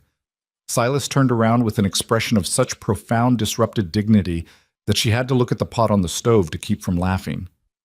Daniel, Silas said in his father voice. Sorry, Daniel said, not sounding it, his eyes moving between them. Sorry, is supper. Almost, Mara said. Daniel stood there for another moment with the wide-awake eyes of a child who has walked into something he doesn't fully understand but recognizes as significant. Then something moved in his expression, slow, uncertain, but moving in the right direction, and he said, Okay, and went to the sink to wash his hands. That evening, after supper, Silas told the children. He did it at the table, which was where the Mercer family conducted its significant business. She'd noticed that, how the table served as the place for things that needed to be said out loud. He told them plainly, without decoration. He'd asked Mara to marry him, and she'd said yes, and if they had questions or thoughts, he wanted to hear them. The table was quiet for a moment. Ruth said, Does that mean Mara stays? Yes, Silas said. That's what it means. Ruth put both hands flat on the table and looked at Mara with an expression of such pure, uncomplicated relief that it bypassed every complicated thing Mara was feeling and just landed directly in her chest. Good, Ruth said with finality, and went back to her supper. Daniel looked at his plate for a moment, and then looked at Mara sideways. You'll still help with the carving? He asked. Of course, she said. He nodded. Apparently that settled it. Eliza said nothing for a longer moment. She was looking at the table with her hands in her lap, and Mara could not read her expression, which was unusual. Then she looked up and her eyes were bright in a way that was not crying but was related to it. Okay, Eliza said. Her voice was steady. I think that's right. Mara held her gaze. Are you sure? Eliza looked at her directly. This girl who had been managing her family's grief with one hand and her own with the other for over a year, who had sat in Ruth's room and talked about calves while her sister burned with fever, who had said the story wasn't finished, it was just stopped.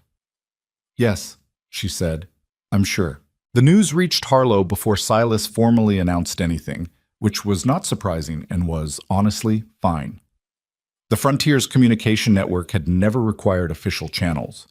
By the time he made the drive to town the following Saturday to speak to Reverend Marsh about a date, the general shape of it was already known, which meant that the general shape of the town's response was also already forming.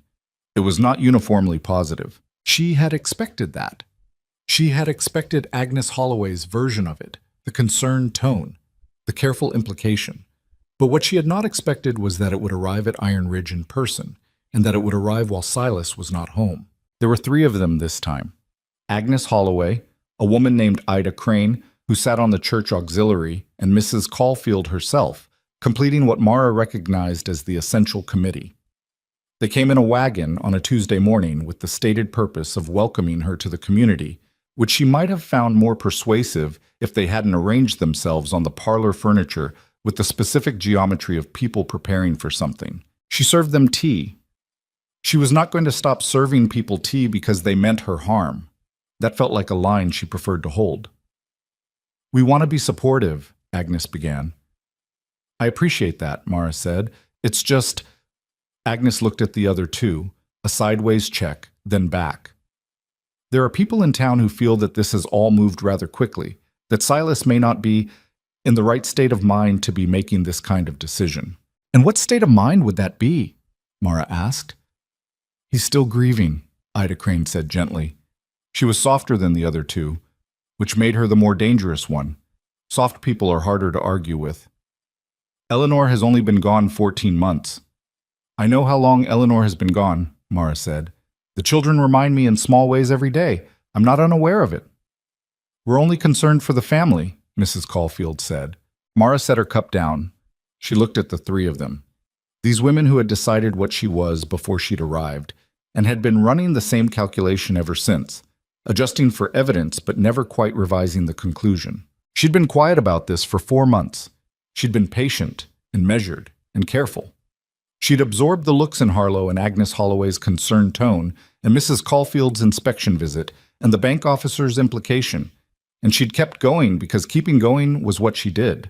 But she was in her own parlor now, or close enough to hers that the distinction had blurred, and these women were sitting in it telling her that the family she had spent 4 months holding together perhaps needed protecting from her, and she found, sitting there with her hands in her lap, that she had run out of patience for it. "I'm going to tell you something," she said, and her voice came out quiet and completely without apology. "I came to this house in November with 1 bag and $32, and no one who expected me to succeed. I have been here through a hard winter and a near disaster with one of the children, and more mornings than I can count where I woke up, and the temperature had dropped, and there was work to do that nobody was going to do if I didn't do it. I've run this house and looked after these children and done it because it needed doing and because I chose to stay when I could have left. And I chose to keep going when it would have been easier not to." She paused. "I'm not after anything. I'm not calculating anything. I am a person who was given a chance at something real, and I have tried very hard to deserve it. That's the whole of it. And I understand that's not the story some people in this town have decided to tell about me, but I'm afraid I can no longer spend my energy managing that." The parlor was very quiet. Agnes Holloway looked at her with an expression that had shifted, not quite arrived somewhere better, but moved. Ida Crane was looking at her hands. Mrs. Caulfield had the expression of someone who has underestimated something and is recalculating. "I didn't say—" Agnes started. "I know what you said," Mara said, "and I know what you meant. And I'm going to ask you to go back to Harlow and tell people what you found here, which is a house that's in order, and children who are being looked after, and a man who's made a decision about his own life. That's what's true. Everything else is speculation." They left 20 minutes later with less to say than they'd arrived with, which Mara counted as adequate. She stood at the window and watched the wagon go and felt the particular trembling in her hands that came after she'd done something that cost her. Not the physical trembling of Ruth's room, but the deeper one that came from having held a line she'd been afraid to hold. She was still standing there when Silas's wagon came up the track from the other direction, returning from the south pasture, and she watched him climb down and hitch the horse and look up at the house with the particular look he had, assessing, practical, and underneath it something she was only recently allowing herself to name. He came inside and stopped when he saw her face. What happened? She told him. All of it. The three women, the conversation, what she'd said. He listened without interrupting, which was one of the things about Silas Mercer she had come to value beyond most of his other qualities. He listened like he meant it. When she finished, he was quiet for a moment. Good, he said. Good? You should have said it sooner. He said it without blame, just fact. I should have said it myself. I've been... He stopped, rubbed a hand over his jaw in the way he did when he was being honest about something uncomfortable. I've been too careful, too worried about what it costs to push back. So have I, she said. Then we stop being careful, he said. He said it simply, the way he said things that had been decided. What we are is not something we owe an explanation for. Not to them, not to the bank, not to anyone. She looked at him. That's easy to say. I know. He looked back at her steadily. But I mean it. She believed him. That was the thing about Silas Mercer. He said very little, and when he said something, he meant it entirely. She had learned to trust that in the same way she'd learned to trust the stove draft, the weight of the winter clouds, the things in this place that had their own consistent rules. There's going to be more of it, she said, before it stops. Probably, he agreed. Are you going to be all right with that? She thought about November, the wagon through the flooded creek, the gray house, his assessing eyes. She thought about Ruth's fever and the botanical drawings, and 4 a.m. with tea. She thought about everything she'd built here, one small thing at a time, in a house that hadn't been hers and was becoming hers in the only way that actually meant anything, which was by choosing it every day when you could have chosen to leave. Yes, she said, I'm going to be all right with it. He nodded once, the way he nodded when something was settled. Then he went to the stove and poured himself coffee, because that was always what he did. And she sat down at the kitchen table, and the house was quiet around them.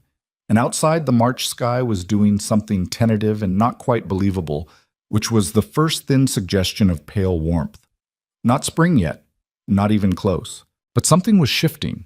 She could feel it in the air, the way you can feel weather changing before you can name what it's changing into. She sat with that, and let it be uncertain, and found that she could. Spring did not arrive gracefully at Iron Ridge. It came the way most honest things come. Sideways, inconsistent, trailing the evidence of everything that had preceded it. The snow melted in patches, leaving the yard a mess of mud and dead grass, and the occasional frozen pocket that hadn't gotten the message yet. The creek ran high and loud. The calves, 16 of them, moved in the north pasture with the slightly bewildered energy of creatures who had survived something without fully understanding what. Mara stood at the kitchen window on an April morning and watched the mud and thought that she had never found anything so encouraging in her life. The wedding had been set for the second Saturday of April, which Reverend Marsh had offered without the warmth she might have hoped for, but with a professionalism she respected. Silas had gone to see him alone the first time and come back with a date and a set jaw and not much else. And when she'd asked how it had gone, he'd said, fine, which she'd learned covered a range of things. She didn't push it. The date was what mattered. The week before the wedding, she received a letter. It came in the Harlow mail, addressed in handwriting she didn't immediately recognize, and she opened it at the kitchen table while the children were at their lessons, and Silas was in the barn because she'd learned to open uncertain things when she was alone and had time to absorb whatever they contained. It was from her Aunt Clara, not a long letter. Clara had never been a long letter writer. 3 paragraphs, in the careful script of a woman who had chosen every word. She had heard, through a chain of connections Mara couldn't fully trace, that her niece was to be married. She wished her well. She said, in the second paragraph, that she hoped Mara knew she had not been sent away out of cruelty, but out of a situation that had been beyond Clara's managing, which Mara had known and had also not known. In the complicated way you know things that hurt you. In the third paragraph, she said she was glad Mara had found something real. That was the phrase, something real. Mara read it 3 times. Then she folded it and put it in her coat pocket and went back to the bread she was making, and she thought about her aunt. A woman who had been overwhelmed and had made a hard choice and had lived with it and had written a letter when she didn't have to. and she thought about the ways people fail each other without meaning to, and the ways they sometimes, too late but not never, find the words they should have said. She wrote back that evening. Not a long letter either. She said she was well. She said the ranch was difficult and worth it. She said she hoped Clara was the same. She did not say "I forgive you" because she was not entirely sure that was where she was yet, but she said enough that the door, which had been closed, was at least no longer locked. She mailed it the next time Hicks came through. The morning of the wedding was cold and bright. The particular clarity that comes when April decides, briefly and without warning, to be generous. The sky was the kind of blue that seemed lit from behind. Frost still on the grass at dawn, gone by 9. She dressed in the room that had been hers since November, the small room with the east window and the dresser with the missing handle. And she did her hair in her mother's mirror with hands that were not quite steady and that she did not try to force into steadiness, because some mornings you let your hands shake and you get dressed anyway. The dress was not new. She hadn't had the resources for new, and she wouldn't have wanted to spend them that way even if she had. It was the better of her 2 good dresses, a dark blue wool that she'd let out at the sleeves and pressed 3 times in the past week until it held its shape properly. She looked at herself in the small mirror and thought, "This is what I have, and it is enough, and it is honest," which was how she preferred to begin things. Eliza knocked on the door. "Come in," Mara said. Eliza came in wearing her good dress, which Mara had mended at the hem 2 weeks ago without making it a production. The girl's hair had been done in proper braids. She'd done it herself, which Mara knew, and it showed slightly, and Mara thought it was perfect. She was holding something, a small thing, in her closed hand. "It was Mama's," Eliza said, without preamble. She opened her hand. It was a brooch, small, silver, a simple leaf shape, the kind of thing a person wears not because it's valuable, but because it means something. Papa gave it to her when they were married. He gave it to me last week and said maybe you'd want to wear it today. She paused. "You don't have to." Mara looked at the brooch in Eliza's palm for a moment. There was no clean way to receive something like this, no response that covered it properly. It was not a replacement and was not meant as one, and both of them knew it. It was something more specific, an acknowledgement from a man who struggled with words that what was being built here was not built against what had come before but alongside it, in the space that grief had eventually, reluctantly, made room for. "I'd be honored," Mara said, and meant it exactly. Eliza pinned it herself, with the focused concentration of someone who has decided to do a thing properly. Her hands were steadier than Mara's, which Mara found both touching and entirely typical of Eliza Mercer. "There," Eliza said, stepping back to look. "Good." "Good," Mara agreed. They looked at each other in the small room, the woman and the girl, and there was something between them that had been building since November in the particular way that real things build. Not smoothly, not without friction, but with the specific weight of things that have been tested and held. "I'm glad you stayed," Eliza said. Simply, directly, the way she said everything. "So am I," Mara said. They went downstairs together. The ceremony itself was small because Silas had not wanted a production, and Mara had not wanted one either, and the decision had been the first thing they'd agreed on without any discussion, which had seemed like a good sign. Reverend Marsh officiated with the efficient warmth of a man who had decided that his personal reservations were not the relevant thing here. Hicks and his wife were there, the closest thing to neutral ground that Harlow offered, and Calloway had come, which had surprised Mara until she remembered that he was the kind of man who showed up for things that mattered. The children stood in a row, Eliza composed, Daniel in his cleaned boots and a collar that was slightly too tight, Ruth in her good dress with the doll Mara had made her at Christmas tucked under one arm because she had refused at the last moment to leave it behind, and nobody had argued with her about it. Silas stood at the front of the small room in his cleanest clothes, not new, but pressed, and he'd shaved properly, which was not always the case. And when she came in, he looked at her with an expression she had never seen from him before and recognized immediately. It was the expression of a man who has arrived at something he'd stopped believing in without knowing it had become possible again. She walked toward him and he reached out his hand and she took it, and it was not graceful or scripted. And his hand was as rough as it always was. And hers was still not entirely steady, and none of that was wrong. Reverend Marsh spoke the words. They said theirs. The ring was a simple band. He'd asked her size by measuring the circumference of a piece of string she'd been using for the bread, which she'd only figured out 3 days later. And when she'd had to go stand at the east window for a minute. When it was done, Ruth said, "Good," with the same finality she'd applied to every other occasion where the outcome was satisfactory, and Daniel shook Silas's hand with a seriousness that made Calloway's mouth twitch, and Eliza looked at the floor and then at Mara and nodded once, which was Eliza's version of everything she couldn't say. Hicks's wife had brought a cake, which was more than anyone had expected, and was received with the particular gratitude of a household that had been living on practical necessities for months. It was a good cake. Mara ate 2 pieces and did not apologize for it. The town's reaction arrived in pieces over the following weeks, the way the town's reaction always arrived. Indirectly, by implication, through the small adjustments people make when a situation is changed and they're deciding how to update their behavior. Mrs. Caulfield did not come to call. Agnes Holloway also did not come to call. Whether this was disapproval or concession, or simply the recognition that the argument had concluded without them, Mara couldn't say with certainty, and she found increasingly that she didn't require the certainty.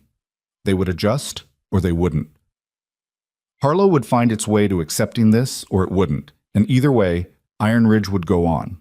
What she did not expect was Ida Crane. Ida came alone on a Wednesday in late April, without the protective geometry of the committee.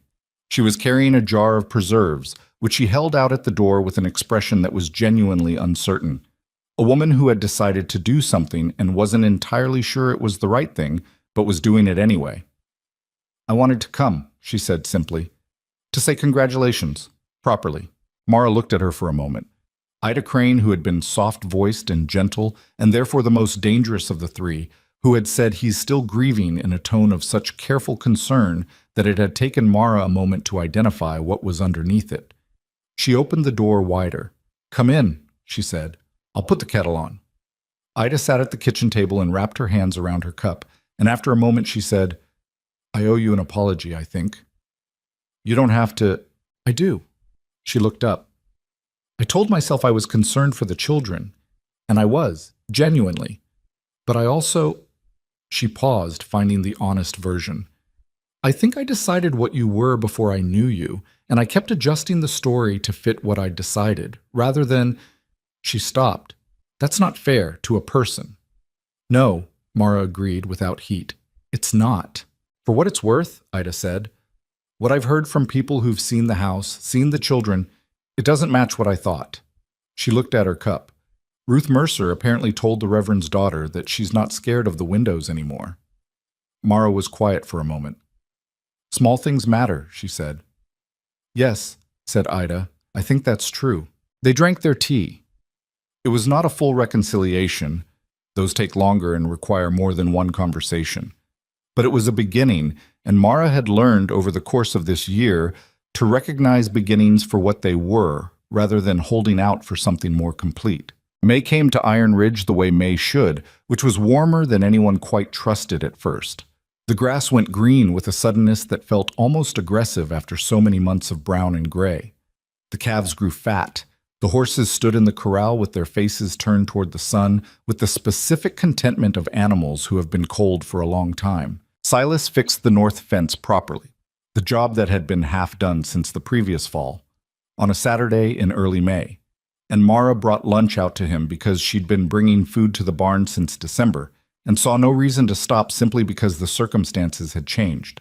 She found him on his knees in the mud with a fence post and a look of concentrated irritation that she recognized as meaning the post was not cooperating. She set the food down on a flat rock nearby and crouched and held the post steady without being asked. He looked at her sideways. "You don't have to do that." "I know," she said. He drove the post in. They tested it together. It held. He sat back on his heels and looked at it with the satisfaction of something correctly done.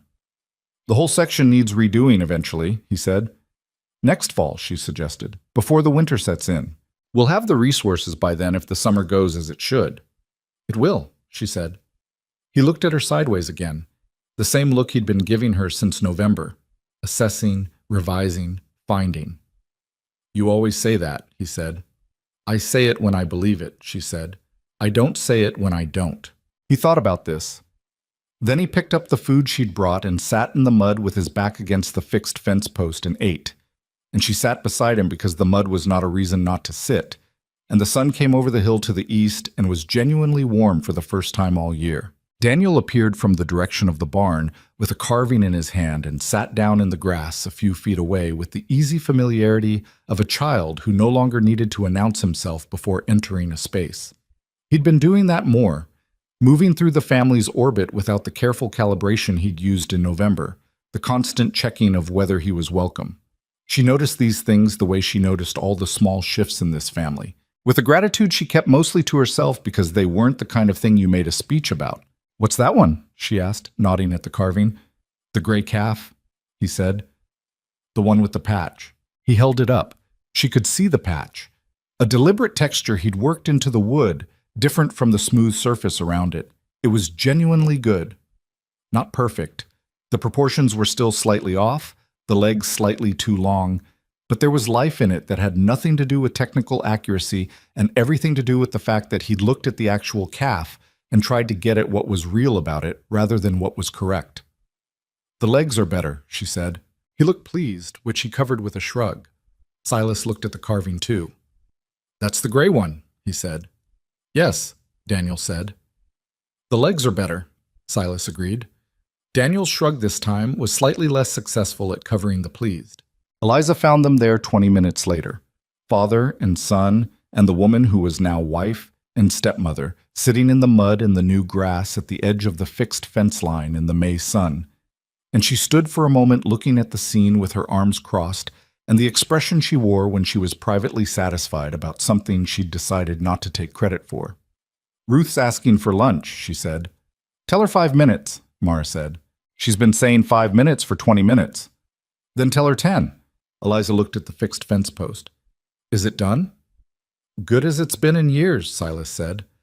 Eliza nodded, and the satisfaction in her face went 1 degree more open, and she turned back toward the house.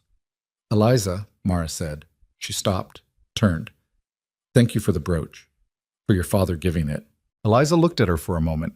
The composure did its small familiar adjustment, the one that meant something was happening underneath it. "It looked right on you," she said finally. "That's all." She went back to the house. Silas watched her go. "She's going to be something," he said quietly. "She already is," Mara said. He was quiet for a moment, then, I know she still misses Eleanor. They all do. I do." He said it carefully, the way he said the things that mattered. "I need you to know that this, what we are now, it doesn't mean I know," Mara said. "I've never thought that." He looked at her. "Most people would need more than—" "I'm not most people," she said. "I know what this is. I know what it's built on, and I know what it's built beside." She paused. "Eleanor made this family. I'm not replacing that. I'm just here for whatever comes next." He held her gaze for a long moment. This man who was better at doing than saying and had been trying to say things anyway, all year, in every way he had available. "That's enough," he said. "That's more than enough." She believed him. She had been learning, all her life, which things to believe and which things were performance, and Silas Mercer had never once performed anything. It was his most difficult quality and his most reliable one. They went inside. The summer stretched out in front of Iron Ridge with the particular promise of a season that hasn't been earned yet, but is arriving anyway, which is the best kind. The kind you can't take for granted because you know too well what preceded it. The cattle grew, the calves fattened, the bank payment was made in May, on time, with the slight excess that meant they were ahead of the line aldermen had drawn rather than on it. And when Silas came home from that trip, he set his hat on the table and said, "It's done," and sat down and was quiet for a long time, and Mara let him be quiet because some things need space before they're real. The house changed in ways she hadn't planned for. Not big changes. She hadn't expected those. Had never believed that the act of saying certain words in front of a reverend transformed anything overnight. The changes were the small ones that accumulate until one day you look around and the room looks different, and you can't point to any single thing that moved. Daniel started coming to her with his carvings first, before he showed anyone else. She didn't know when that had started. She noticed it one morning and realized it had been happening for weeks. Ruth began calling her by her first name in the evenings. Not all the time, not formally, just sometimes, in the way children do when they're testing whether something is allowed and finding that it is. Eliza, on a rainy Thursday in June, sat down next to her at the kitchen table and asked her to explain the annotation system she'd used in the botanical drawings. Which plants were medicinal, which were simply beautiful, how she'd decided what was worth noting. They sat there for 2 hours going through it, Eliza taking her own notes in her careful script, and at the end of it, Eliza said, "I want to make my own book." And Mara said, "Then we'll start one." And they did. Silas was not transformed. That was the truth of it. He was still the man who said very little and meant all of it, who woke before dawn and worked until dark, and came to the table smelling of barn and effort, and sat with his family in the specific silence of someone who is present without performing presence. He was still closed around the things that hurt him, and opened only in the small moments. His hand on Ruth's face, his voice when he was showing Daniel the carving angles, the way he came to stand beside Mara sometimes when she was at the stove, not touching, not speaking, just there. But she had stopped needing him to be different. That was the thing she hadn't expected to discover. She had spent her whole life in houses that almost fit, rooms that were close to right, families that were almost hers, spaces where she was useful but not essential. She had adapted to all of them with the patience of someone who has learned that patience is the price of surviving, and she had told herself that adaptation was enough, and she had been wrong about that. But you can only know that once you find the alternative. The alternative was this: a kitchen that was hers in the only sense that mattered, a man who was difficult and real, children who needed her in ways that were specific and honest, a piece of land that was hard and worth the hardness, a brooch on a blue dress, and a cracked window she'd packed with rags in November and never mentioned again. Not perfect, not smooth, not the version of things that exists in stories where everything resolves cleanly and every wound closes without a scar. Real, which was harder than perfect and worth considerably more. Harlow made its adjustments, as towns do. Mrs. Caulfield remained cool in the specific manner of someone who has not changed their mind but has decided to stop expressing it, which was an acceptable compromise. Agnes Holloway learned to greet Mara by name, which she delivered with the slight effort of a person still getting used to the weight of it. Ida Crane became, over the summer months, something closer to genuine. She came by twice in June and once in July. And by the third visit, she and Mara were sitting at the kitchen table talking about things that had nothing to do with judgment or measurement, just two women with things in common finding them. There were still people in Harlow who kept their distance. There would always be some. The frontier had its long memories and its longer opinions, and Mara had learned not to expect the impossible thing, which was the unanimous approval of people who had decided without knowing her. What she had was better than that. She had specific people who knew her specifically, who had seen her at 4 a.m. with a sick child, who had eaten her 80% fruitcake and called it the best thing they'd ever had, who had watched her hold the fence post in the mud and not make anything of it. That kind of knowing takes longer and means more, and you can't manufacture it by being palatable to people who've never looked at you directly. She understood this the way she understood it in her bones, the way you understand things that you've earned through the particular curriculum of a life that hasn't been easy. On an evening in late July, she stood at the east window of the room that was now hers and Silas's, and looked out at Iron Ridge the way she'd looked at it in November from the small room's window. The yard, the barn, the corral, the hills beyond turning gold in the late light. Ruth was visible in the yard below, talking to one of the calves through the fence slats with the earnest diplomacy she applied to all creatures. Daniel was in the barn doorway with a piece of wood and a penknife. Eliza was somewhere in the house. She could hear her moving around. Silas came up behind her. He didn't put his arm around her. He was not a man who did things like that as a matter of course. But he stood close, his shoulder a few inches from hers, and looked out at what she was looking at. "The gray calf is bigger," she said. "He'll be a good animal," Silas said. "Daniel's going to be upset when he's sold. He already knows it's coming." A pause. "He's been carving a good version of him all month. I think it's his way of keeping something." She looked at Silas briefly, sideways. He was watching his son in the barn doorway with the expression she'd seen on his face in Ruth's room, unguarded, the version of him that existed before he remembered to manage it. "That's very perceptive," she said. He glanced at her. I've been paying more attention, he said simply.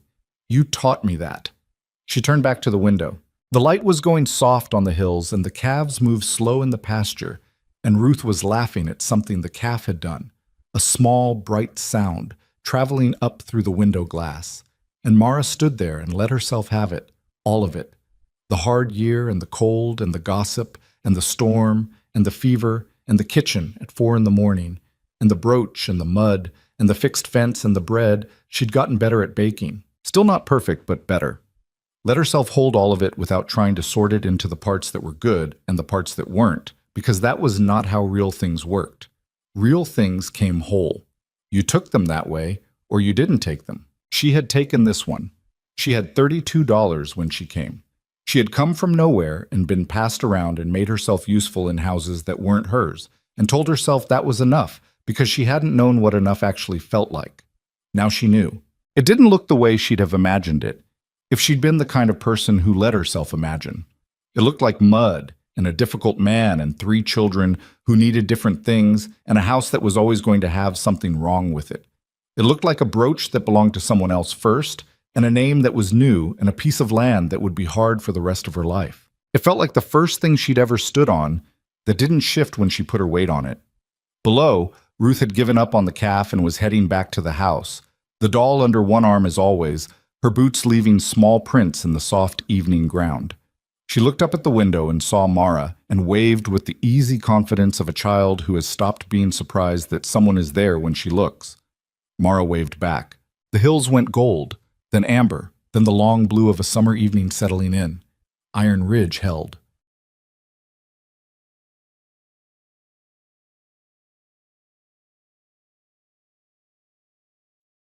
I'm currently 3D printing a part that I broke. That's for my yarn holder. So it's going to help my yarn sit properly. So this is the part that I broke. So I'm replacing it right now with that, with a stronger PETG material, but also I made more walls for it. Inner walls, so that's stronger. Yeah.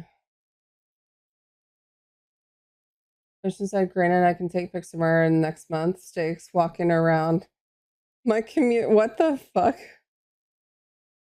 I know, right? It's gorgeous. It's so pretty.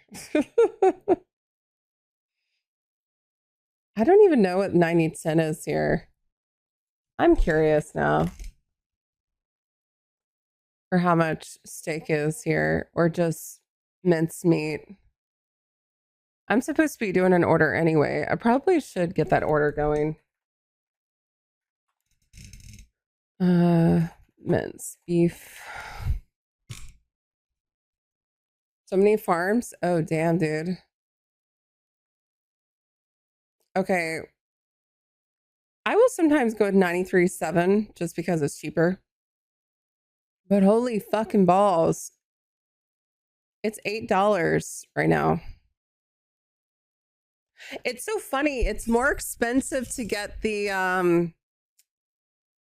2.5 pound tray versus the oh, thank you for the lurks, and then the